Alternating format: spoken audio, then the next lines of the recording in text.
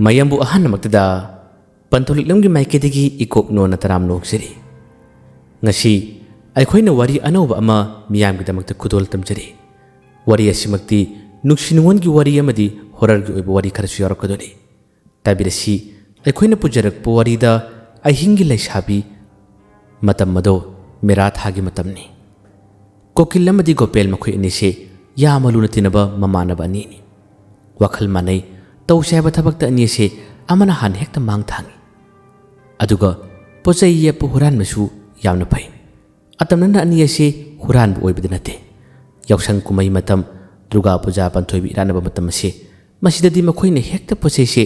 karam tawna hubuna khangdi anise mana manaraga adum jibi wakhan manabani na anise ngasi phabu pulli pakhang matam pharle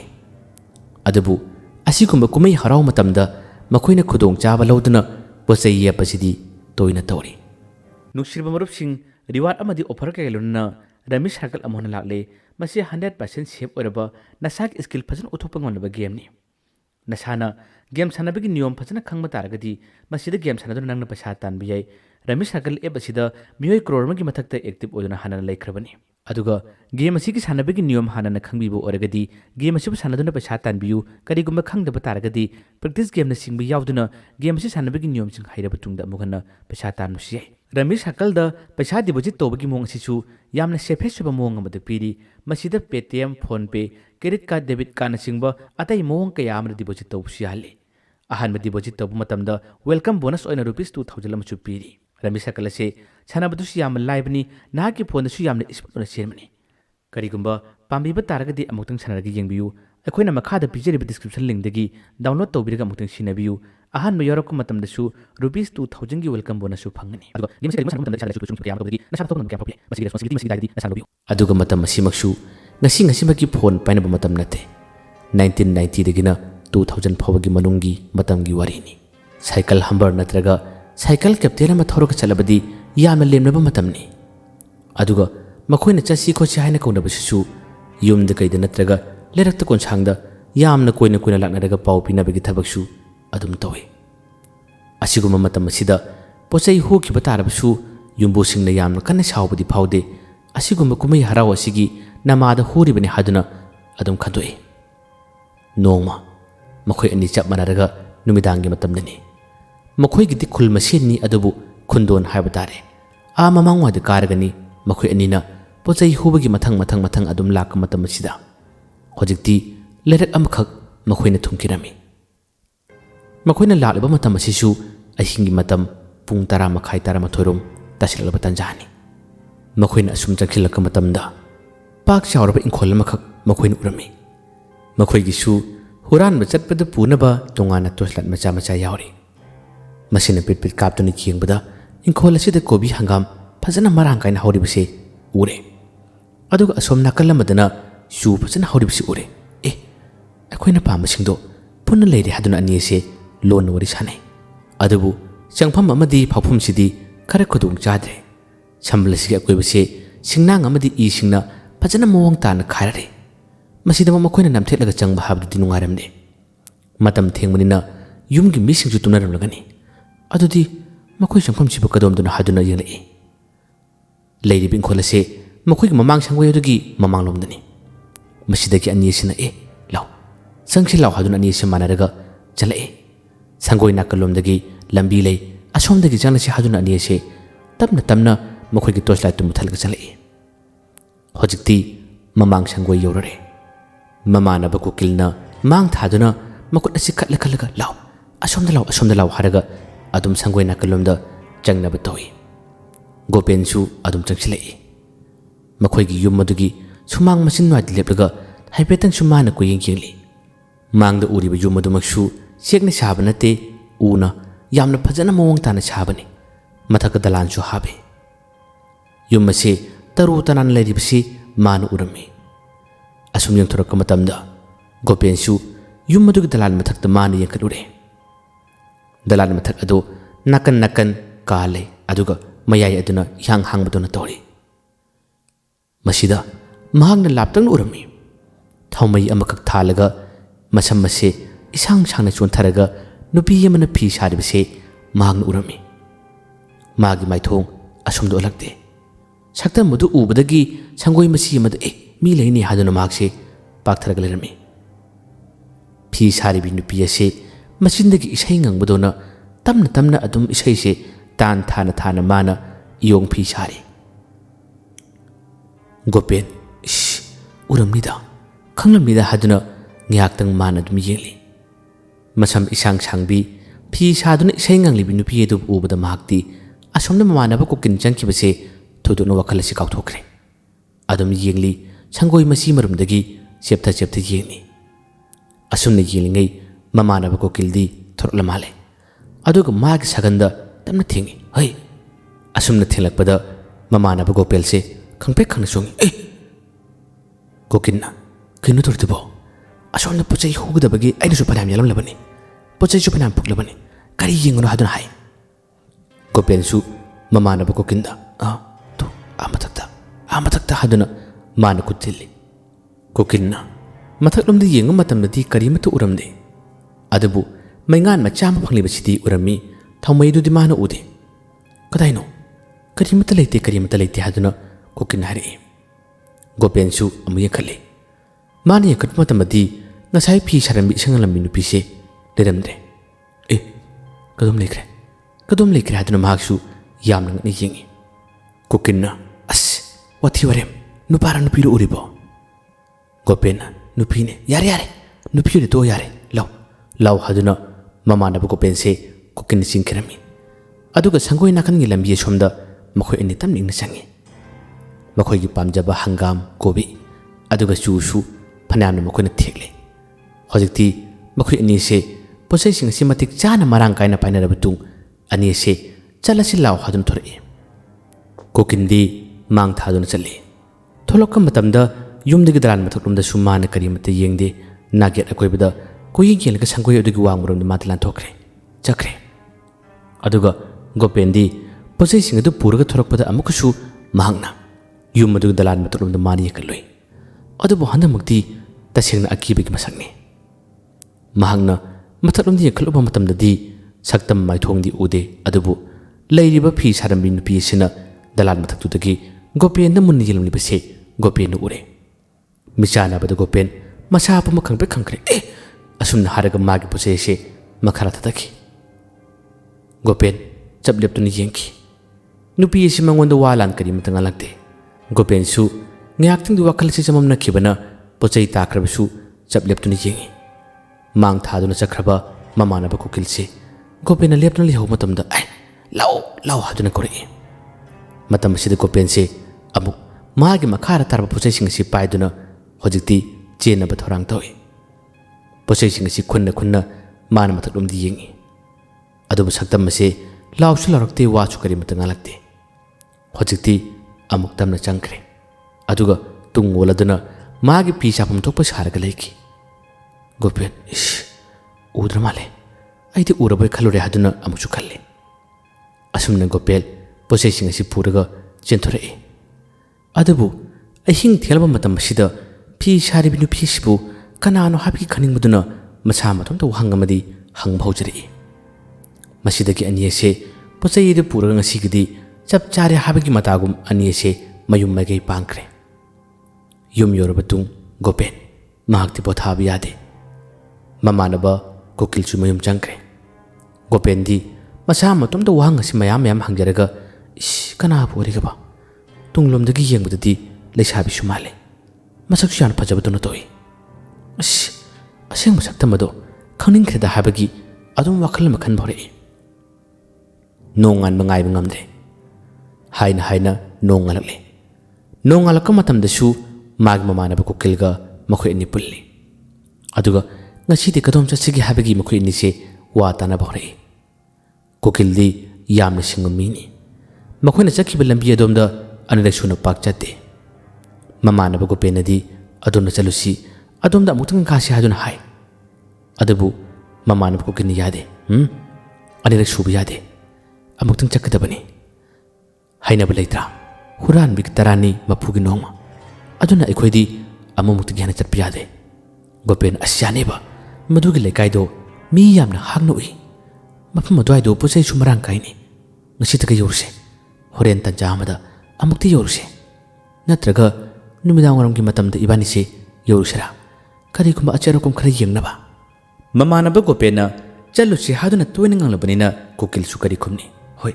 chalusi law haduna mukhai ni se nungthin numidang waram ki matam dani makhoi anina lekai adumaktada karimata khangda sa natasa adum laki Gopena laklibasina nupi dugi maramna khangningba nupi edubu tholakpra ka haduna yeningbaduna lakpani aduga kokin gi mit uribasing asina kadai kari phajaba hori kari pali kari leri masi kumba yengbagini kokina lakliba kokin ni yenglibana mi yeng ama aduga Gopena yenglibana lerak aduda changma matam sida nupi du tholakpra haduna mani yengi adubu tholokpa kobud leitre manaktuda hangaranda adum challe masidagi makhoi ani se khara sangna adum changkhiram lerak adugi a maning thengo phawa tanja se numidang waram mamsilapa tanja habdu orabani lerak asigi a manung tana changsilli yumase kham thengo phawa makhoina natasa adum kari lebana haduni jingi madudagi labuk amuk tare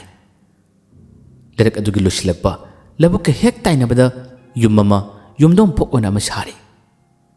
madugi yumadudi akoibada sambal kai kokin ubadagi kokin he yungune yumama somlabuk machinda tongana sari siyungune inkolor malini posai yana phano uine haduna kokin kuthili mamana bu Gopena he kutingeno law yengsilaw haduna makhoi ani nata sana dum chalai masidagi yumadugi akoibada leiriba pak charab inkhondugi horiba mana masing makoina pamjaba hekding ba thatning ba posai yam leire masi ubadagi ani se haraure makoina akoibada kocha chali yum masi mi amata leitabandana toyi tholak pasu kana amatu ude masidagi ani se adum posai hangba kari kauba sasinadana chalai mi leibro haduna amura ani da kawi kana amata khumdabada ani se yummadig maninglomda ina lae horen halabasu posai phai aduni asini hainaba makhoi ani hana thorang ya labani yummadig maninglomda makhoina pama posai sing marang kaina haurare asumna makhoina posai sing ado heknaba sem saringai matam asida yummadig mapu warmale asum mamanglomda lakpagi magi khonjen ma da wangangba hui butanba asugmu khonjen sing sitar mila amalene haduna ani se posai thakki torambado tumin leble masidagi ani se posai hektre kadom thokani kadom da chingi haduna ani se wakhan chana bore sumna khanjana ringai asom mamanglomda makhoi angang khara chalai pupu haduna kaukirami angang singa sina makhoi gi su Durga Puja sanabagi nobab atay posai haira khara piu haduna ahalasida harami ahalasina ish matam thengleda hayeng la o ngasidi pupu thaba khara tawgani ado aigi yum koi badana khoi lakanu ko nakhoi ngaside samachala kanu ko haduna ahaladuna wa khara haikirami angang singa mani ni yade maning lomdagi chu amato sloge haduna re masidagi ahalasina law ai chu hekbi gi law haduna angang singa siga punna maning lomda mo khose lakamatamni masidagi senpham leitrabani se ish lakle haduna lumna bohane maning tamna halinduna phaglang lomda nga duna lakamatam masida makhoi gi yumgi maning gi thonga se ngasin bo ramle thonga se lonsilamne thong se nam lobada ani se tu gi tawi saksangni thongangi haduna ani se madugi manungda ngihaktang changduna lona bohane aduga ahal siga angang singa duga maning lomda lalingai matam masida makhoina mamalomda pharoga sakre saduna ani se thorang tongne kaya dani jigo ahal sina mamsilakadore magi thabak kaiba tare haduna angang singa sigi su aduga nobab pambi madagi nobab helega chese puro khara thuna chala haduna angang singa sida hairi Gopena namadi kokildi manung sida leibadagi adudi kari atay posai yengo haduna imung asiga posai sing makhoina thiduna lawthoknaba kanna honaba matamni posai sing ase makhoina pamjaba ahal asigi lotona thalamba upu manungi sana su yore masichu makhoina lawthokle aduga mamang tholomda phawgi haduna makhoina mamang thongna thoknaba toringai matam asidadi mamang thongdudi losilamle ne asumna mapandagi lonsilliba thong asibu makhoi anina hangdoknaba mukthoknaba kanno hone ngamdre mapanda lona manine amana thongnalomdagi yengi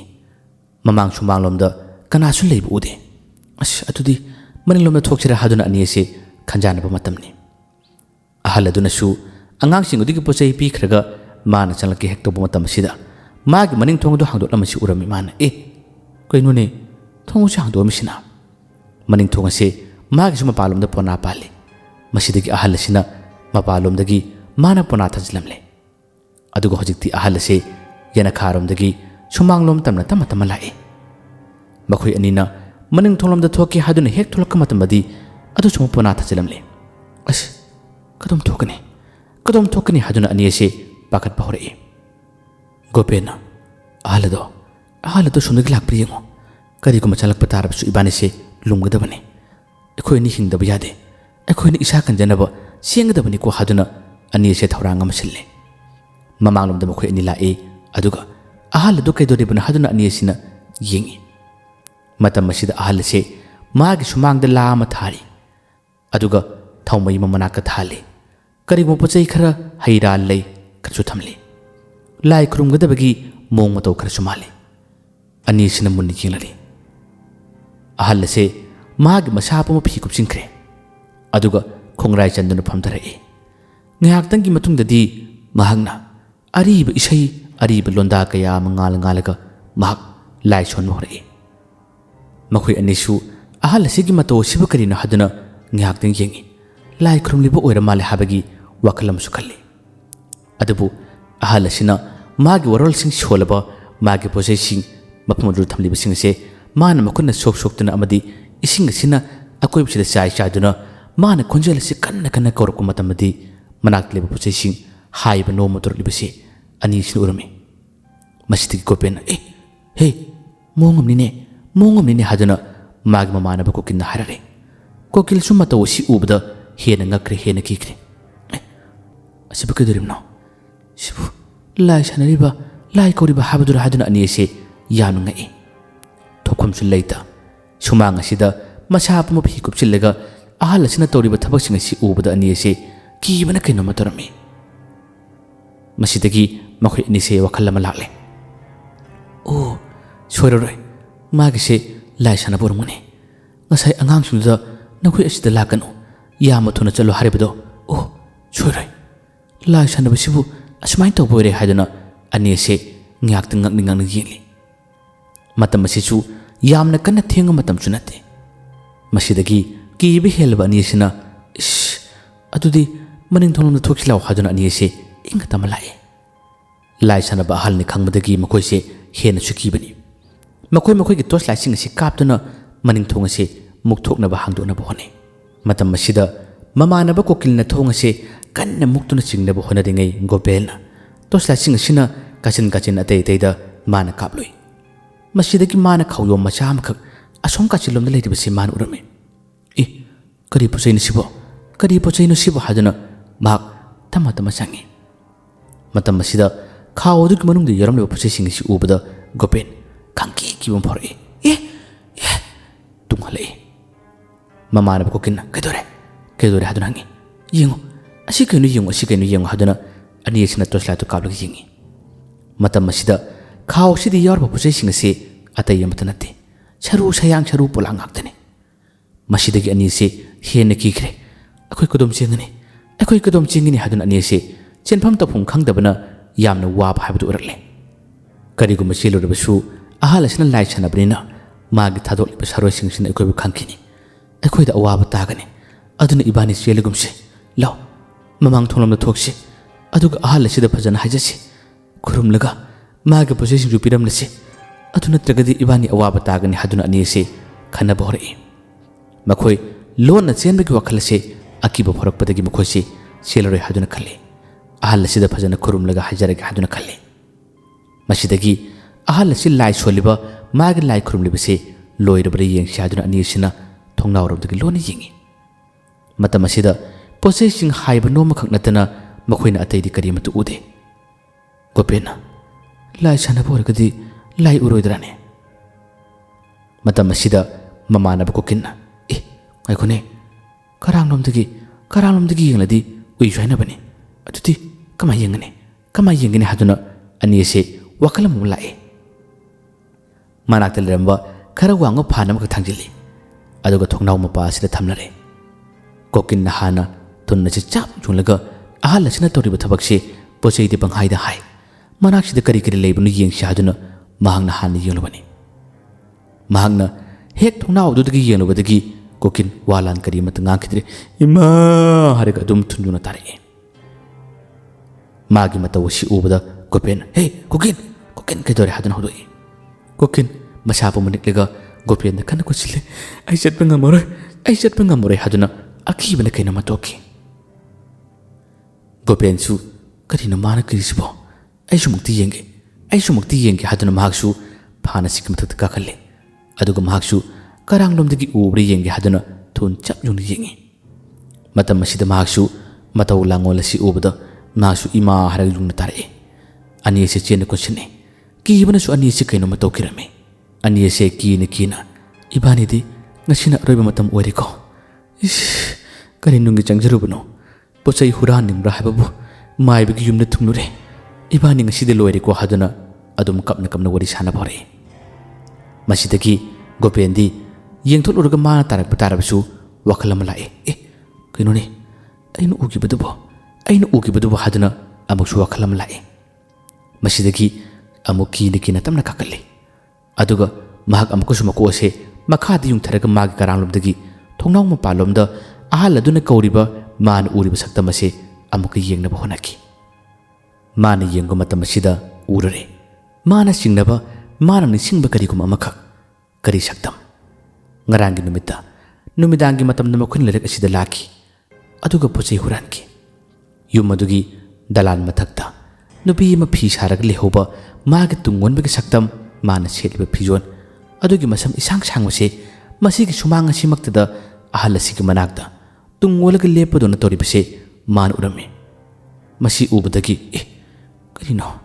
ꯑꯣꯟꯊꯣꯛꯅ ꯃꯥꯟꯅꯈ꯭ꯔꯦꯗ ꯍꯥꯏꯗꯨꯅ ꯃꯍꯥꯛꯁꯦ ꯑꯀꯤꯕꯗꯨꯅ ꯋꯥꯈꯜ ꯖꯥꯠ ꯈꯜꯂꯤ ꯌꯨꯡꯈꯤꯕꯗꯒꯤ ꯃꯁꯤ ꯀꯔꯤꯃꯇ ꯂꯦꯡꯗ꯭ꯔꯦ ꯃꯃꯥꯟꯅꯕ ꯀꯣꯀꯤꯟ ꯃꯥꯕꯨ ꯆꯤꯡꯊꯩ ꯌꯦꯡꯉꯨꯅꯨ ꯂꯥꯎ ꯏꯕꯥꯅꯤ ꯆꯦꯟꯅꯕ ꯇꯧꯁꯤ ꯍꯥꯏꯗꯨꯅ ꯑꯅꯤ ꯑꯁꯦ ꯍꯧꯖꯤꯛꯇꯤ ꯁꯤꯔꯕꯁꯨ ꯁꯤꯅ ꯆꯪꯅ ꯏꯕꯥꯅꯤ ꯅꯥꯟꯊꯣꯛꯂꯒ ꯆꯦꯜꯂꯁꯤ ꯍꯥꯏꯗꯨꯅ ꯊꯧꯔꯥꯡ ꯑꯃ ꯁꯤꯜꯂꯦ ꯑꯁꯨꯝꯅ ꯑꯅꯤ ꯑꯁꯦ ꯃꯃꯥꯡꯂꯣꯝꯗ ꯊꯣꯛꯄꯗꯤ ꯌꯥꯔꯔꯣꯏ ꯑꯍꯜ ꯑꯁꯤꯗ ꯈꯨꯔꯨꯝꯂꯒꯨꯝꯁꯤ ꯏꯕꯥꯅꯤ ꯃꯅꯤꯡꯊꯣꯡ ꯄꯛꯀꯥꯏꯔꯒ ꯆꯠꯂꯁꯤ ꯍꯥꯏꯗꯨꯅ ꯑꯅꯤ ꯑꯁꯦ ꯃꯅꯤꯡꯊꯣꯡꯗ ꯂꯥꯛꯏ ꯃꯈꯣꯏ ꯑꯅꯤꯅ ꯑꯍꯜ ꯑꯁꯤꯅ ꯃꯄꯥꯟꯂꯣꯝꯗ ꯂꯥꯏ ꯀꯧꯔꯤꯕ ꯂꯥꯏ ꯁꯥꯟꯅꯔꯤꯕꯁꯤ ꯂꯣꯏꯁꯤꯟꯗ꯭ꯔꯤꯉꯩ ꯃꯇꯝ ꯑꯁꯤꯗ ꯌꯥꯝꯅ ꯊꯨꯅ ꯊꯣꯛꯈꯤꯅꯕ ꯊꯣꯡ ꯑꯁꯦ ꯍꯦꯛꯇ ꯑꯔꯣꯏꯕ ꯊꯥꯕꯤꯗ ꯄꯣꯛꯏ ꯉꯝꯗꯕꯗꯒꯤ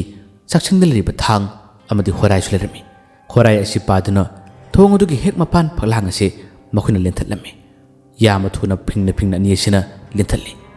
ꯑꯗꯨꯒ ꯐꯛꯂꯥꯡ ꯑꯁꯤ ꯐꯥꯎꯗꯨꯅ ꯃꯈꯣꯏꯅ ꯆꯦꯟꯈꯤꯔꯝꯃꯤ ꯃꯈꯣꯏꯅ ꯑꯁꯨꯝꯅ ꯌꯨꯝ ꯑꯁꯤꯒꯤ ꯃꯅꯨꯡꯗꯒꯤ ꯍꯦꯛ ꯆꯦꯟꯊꯣꯛꯈꯤꯕ ꯃꯇꯝ ꯑꯁꯤꯗ ꯃꯄꯥꯟꯂꯣꯝꯗ ꯑꯍꯜ ꯑꯗꯨꯅ ꯁꯥꯔꯣꯏꯁꯤꯡ ꯁꯥꯟꯅꯔꯤꯕ ꯃꯥꯅ ꯀꯧꯔꯤꯕꯁꯦ ꯃꯈꯣꯏꯗꯤ ꯇꯥꯏꯕꯪ ꯃꯤ ꯑꯁꯣꯝꯗ ꯂꯥꯛꯄ ꯑꯁꯣꯝꯗ ꯐꯔꯛꯄꯁꯦ ꯈꯪꯕ꯭ꯔꯥ ꯀꯩꯅꯣ ꯈꯪꯗꯦ ꯁꯥꯔꯣꯏꯁꯤꯡ ꯑꯁꯤ ꯃꯔꯥꯡ ꯇꯧꯔꯛꯏ ꯃꯁꯤꯗꯒꯤ ꯑꯍꯜ ꯑꯁꯤ ꯈꯪꯂꯦ ꯑꯩꯒꯤ ꯌꯨꯝꯒꯤ ꯑꯀꯣꯏꯕꯗ ꯃꯤ ꯂꯥꯛꯏꯅ ꯍꯨꯔꯥꯟꯕꯁꯤꯡ ꯂꯥꯛꯂꯤꯕ ꯖꯥꯠꯂꯅꯦ ꯍꯥꯏꯗꯨꯅ ꯋꯥꯈꯜ ꯈꯜꯂꯛꯏ ꯁꯥꯔꯣꯏꯁꯤꯡ ꯑꯁꯤ ꯉꯥꯏꯍꯥꯛꯀ ꯇꯨꯃꯤꯟꯅ ꯂꯩꯇꯥꯅ ꯂꯩꯌꯨ ꯍꯥꯏꯕ ꯌꯥꯗ꯭ꯔꯦ ꯃꯥꯅ ꯇꯧꯅꯤꯡꯕ ꯊꯕꯛꯁꯤꯡꯁꯨ ꯄꯥꯡꯊꯣꯛꯎ ꯍꯥꯏꯕ ꯌꯥꯗ꯭ꯔꯦ ꯇꯥꯏꯕꯪ ꯃꯤ ꯂꯥꯛꯄ ꯇꯥꯏꯕꯪ ꯃꯤꯅ ꯑꯁꯣꯝꯗ ꯆꯦꯟꯈꯤꯕꯒꯤ ꯁꯅꯤꯟ ꯁꯣꯝꯁꯦ ꯐꯪꯕꯗꯒꯤ ꯃꯈꯣꯏꯁꯦ ꯆꯠꯅꯕ ꯇꯥꯟꯅꯕ ꯇꯧꯏ ꯑꯍꯜ ꯑꯁꯤꯅ ꯈꯥꯝꯃꯤ ꯁꯥꯔꯣꯏꯁꯤꯡ ꯑꯁꯤꯅ ꯀꯔꯤꯒꯨꯝꯕ ꯇꯥꯟꯅꯈꯤꯕ ꯇꯥꯔꯕꯗꯤ ꯃꯈꯣꯏꯁꯦ ꯂꯥꯏ ꯑꯣꯛꯅꯗꯨꯅ ꯑꯋꯥ ꯑꯅꯥ ꯈꯨꯗꯣꯡꯊꯤꯕ ꯇꯥꯒꯅꯤ ꯈꯟꯕꯗꯒꯤ ꯑꯍꯜ ꯑꯁꯤꯅ ꯇꯥꯜꯍꯟꯗꯕꯅꯤ ꯌꯥꯝꯅ ꯊꯨꯅ ꯃꯥꯒ ꯁꯥꯟꯅꯔꯝꯕ ꯂꯥꯏꯁꯤꯡ ꯂꯣꯏꯁꯤꯟꯈꯤꯕꯗꯒꯤ ꯃꯐꯝ ꯑꯁꯤ ꯏꯆꯤꯛ ꯆꯤꯛꯈ꯭ꯔꯦ ꯀꯔꯤꯃꯠꯇ ꯑꯍꯣꯡꯕ ꯂꯩꯈꯤꯗ꯭ꯔꯦ ꯃꯁꯤꯗꯒꯤ ꯑꯍꯜꯁꯦ ꯃꯥꯒꯤ ꯄꯣꯠꯆꯩꯁꯤꯡ ꯑꯁꯤ ꯏꯃꯨꯡꯂꯣꯝꯗ ꯄꯨꯁꯤꯜꯂꯒꯦ ꯍꯥꯏꯗꯨꯅ ꯃꯥꯅ ꯄꯣꯅꯥ ꯊꯥꯅꯕ ꯆꯥꯡꯊꯣꯛꯏ ꯑꯗꯨꯒ ꯆꯥꯛꯁꯪꯂꯣꯝꯗ ꯆꯠꯂꯛꯏ ꯉꯁꯥꯏ ꯃꯥꯅ ꯄꯨꯊꯣꯛꯈꯤꯕ ꯄꯣꯠꯆꯩꯁꯤꯡ ꯑꯗꯨ ꯆꯥꯛꯁꯪꯅ ꯊꯝꯂꯤꯕ ꯈꯥꯎ ꯑꯗꯨꯒꯤ ꯃꯅꯨꯡꯗ ꯍꯥꯞꯆꯤꯟꯅꯕ ꯇꯧꯕꯅꯤ ꯊꯥꯎꯃꯩ ꯑꯃ ꯊꯥꯜꯂꯗꯨꯅ ꯇꯝꯅ ꯆꯠꯂꯛꯄꯅꯤ ꯃꯇꯝ ꯑꯁꯤꯗ ꯆꯥꯛꯁꯪ ꯑꯗꯨꯒꯤ ꯊꯣꯡ ꯅꯥꯀꯟ ꯃꯔꯛꯇꯗ ꯆꯥꯎꯅ ꯍꯣꯒꯥꯏꯔꯝꯂꯤꯕ ꯑꯗꯣꯝꯗꯒꯤ ꯃꯤ ꯐꯥꯎꯗꯣꯛꯈꯤꯕꯒꯤ ꯃꯃꯤ ꯑꯁꯤ ꯃꯥꯅ ꯎꯔꯔꯦ ꯍꯨꯔꯥꯟꯕ ꯆꯪꯂꯝꯃꯤꯅ ꯍꯥꯏꯗꯨꯅ ꯑꯍꯜ ꯑꯁꯤ ꯁꯥꯎꯕꯅ ꯀꯩꯅꯣꯝꯃ ꯇꯧꯈꯤ ꯏꯃꯨꯡꯗ ꯑꯁꯨꯝꯅ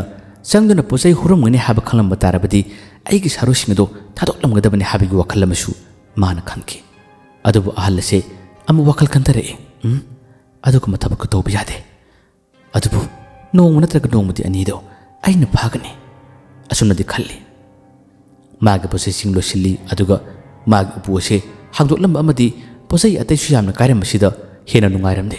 ए पोसै याम हुख्रेना पुन्ना पुख्रेना हादुना अहलसे यामना साउकी असोमदना थवाई हिंगले खंदुना अनिसे मखोइगी संबलुदा नामथेक्तुना फाउदोक्तुना सेंकी अदुगा हजिक्ति मखोइ अनिमक युम योरे युम योरबा तुंग ngasiगी matawdo haduna kokil lamadi mag mamanaba gopel wari sanaki adebu saribu wari asida gopel di ngasai nupi yudu chaktam magi mawong matawdo ukibada wakal lama khankre ainu ukiba nupi duga ontona manakreda karino matawsibo haduna adum wakal lama khanki ashomda yum yorobatung gopel namadi kokilche madugi maibado laisana warumni kajiktangaida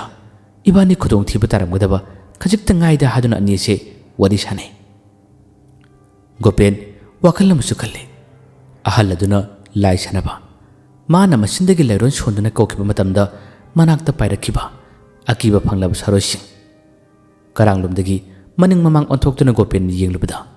mahagna posai huba lakiba matamda dalal mataka thengnakibi nupi duga masak manabi saktam amakhak मान उखिबसे ए मधुगिदो मसक मानैनि हादुना गोपेन मागी वखंद मतोमत मखल्ले अमुसु खल्ले तुंगलोमदगी उबने फिबम मूर्ति मानब ओरमसियाइदा दला मथक्त फि सारबि नुपिदुदी तैबंग मीनि असोमद लेरिबसिन सरोइनि होइदा आइगी वखंद ओरमनिदा हादुना गोपेन अदुम खल्ले महागना loan अंगानो मतमदा नुपियदुबु खंगनबा नुपियदुबु उननबा mahak lakta laki adubu nupi adumakti mana unaba thengnabadi supangek phangkide karigumba kanda lekai gi miyo singda hanglasira haduna mana khalle hangmusungamde kari haduna hangani wakhalase adum khalle mamanaba kokin yawba matamda mahaksu adum lai aduga nupi asiga thongan mayada leptuna mahak pothorak para haduna adum yengi tholopa kaubdi laite nongmadi लेरक मचिंद लेकाय अदुगी नुपा मचा अमगा गोपेंग थेने नुपा मचा रु थेनेबदगी महंगना अमुक्त ngaiko haduna nupa macha aduda nupi yudugi maramda wa hangi hanglibadu su khangduna hangbanate nakhoi sig lekaida masam sangbi nupi ma leibado khangra phi sabi do haduna hangmani matam masida nupa macha aduna khumi akhoi gi lekaida di phi sabi masam sangbi nupi di yamale kanano karamba nupi no hangi tanja sida mahagna nupido asumna nupido haduna hek hairingai matam sidani lerak aduki ahan mathongan machinda nupido tungolak lepadona nupasin urame madu ubadiki wangang leptuna ngiaktang ikaibdona i leirine haduna magi machindagi sole aduga nupi se ahan mathongal domda tamna sankibagum toy masidagi gopena nupa macha sida tu nupido asiga thongan jir changkre amukti yengo magi mingdo kari kobunung tahayune chalo haduna nupa macha asibu ahan bathongal adomda gopena tan halame gopena lerak machinda leplade nupa macha adusu ahan bathongal adugi lambiromda mana ko chen ko chattatuni yengi adabu mafum masida kanagma mata changkiba chatkiba chu ude thongal aduda adum changkhraga yuma muslei adudasu man hangi asomda nupi ma lakbra hadun hangi kanasu lakte hadun hare agang adu thore aduga gopena maharare kanasu lakte haini kanasu salakte haini hadun tami wadu harakpada gopena yam ngangna kinune hoji waite changipani ne asumna mahaksu chalaktuni yengi adubu kanamata chakhiba leplambasu ude gopen samuk thore nupa masa sida yare nangjango aiki wakal siba asumna makhalli masidagi labuk mapa lomda mahakse tama lae larak asida nomagi oina hangalanda adum challe ngasidi labuk mapa lomda mahakse la aduna ngasaigi lai sanariba maiba magi yumadusu labuk machinda lepduna mana dum yengle maibado ngasidi yumda leitabasu male matam asisu nubidangaramgi matam oslabani asumna hangalanda chalambadagi labuk machinda lepduna maibadugi yum magaidu ansillaga dum lepngai matam masidani maibadugi yumgi akoibada sambal kai sambal adugi asum matai si thek amada ngasai man ukibi nupi se amuk leppaduna toribase amu urei masidagi Gopena tamna sole adam lerine adlerine mahak tamna nubi du manaka sangning musu phawi adubu khangna daba nubini kari haini kari hadun wari sagani amuksu ikai baduna dori Gopense hoida ai change haduna ngyaktang wakan khalaga mahagna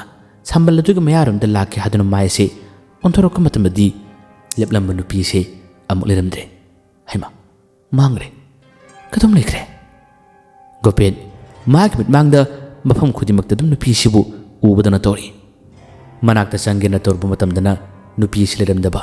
hekta mangki bakaya matawi Gopen sambal du mayada koina chale aduga magi mitta ukhibanina nupi do leibra haduni jengi nupi do leramdre masidagi amuk mahakse lai labuk masin mayaduda amul lebrade mana lepduna kachikadana thokida kadumna lekhibunoni haduna maithong asi amu onthorok matamda ngasai ki lepham sambal adugi mayamaktada nupi se amu lerami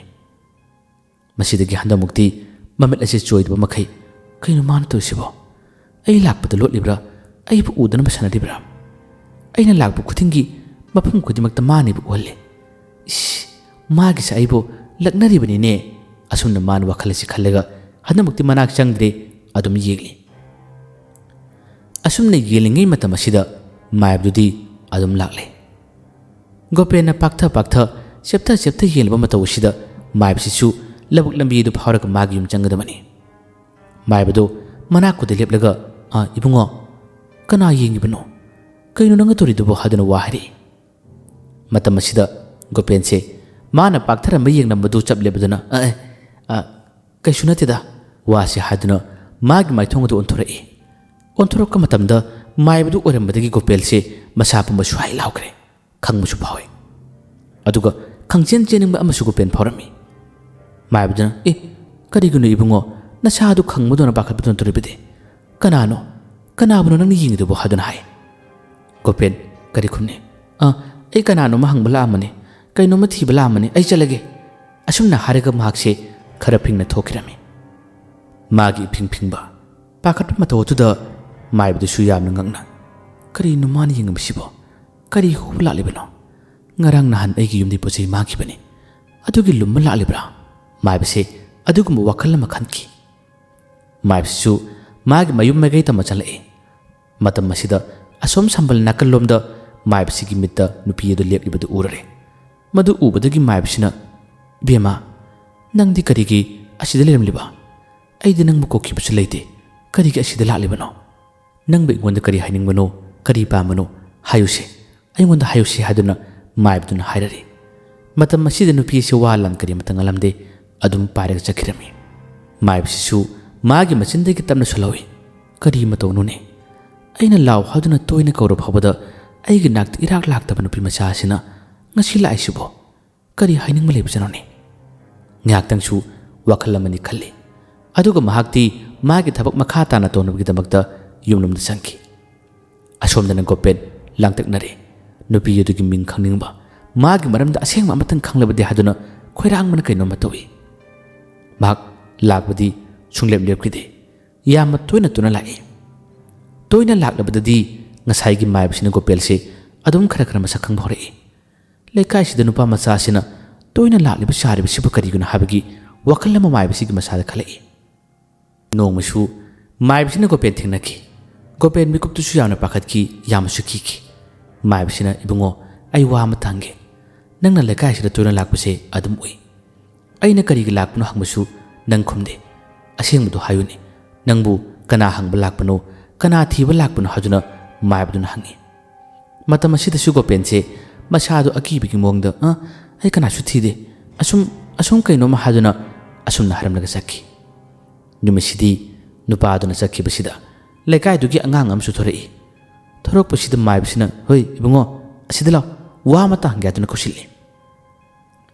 masidagi Gopen de kuttilduna masigi nupa ma sakki base masak khangra asida tuna lai sibu karigino khangra haduna nupa macha amada hanki matam asida nupa macha aduna asinupa siro mana hairiba ꯑꯩꯈꯣꯏ ꯂꯩꯀꯥꯏꯁꯤꯗ ꯃꯁꯝ ꯁꯥꯡꯕꯤ ꯐꯤ ꯁꯥꯕꯤ ꯅꯨꯄꯤ ꯑꯃ ꯂꯩꯕꯗꯣ ꯀꯔꯤ ꯃꯤꯡ ꯀꯧꯕꯅꯣ ꯈꯪꯕꯅꯣ ꯍꯥꯏ꯫ ꯑꯩꯗꯤ ꯀꯅꯥꯅꯣ ꯍꯥꯏꯕꯁꯨ ꯈꯪꯗꯦ, ꯑꯩꯈꯣꯏ ꯂꯩꯀꯥꯏꯗꯗꯤ ꯃꯁꯝ ꯁꯥꯡꯕꯤ ꯐꯤ ꯁꯥꯕꯤꯗꯤ ꯌꯥꯝꯅ ꯂꯩ꯫ ꯃꯥꯅ ꯑꯗꯨꯒꯤ ꯅꯨꯄꯤꯗꯣ ꯈꯪꯕ꯭ꯔꯥ ꯇꯣꯏꯅ ꯍꯪꯉꯤ꯫ ꯑꯗꯨꯝꯅ ꯍꯥꯏꯔꯛꯄꯗ ꯃꯥꯏꯕꯁꯤ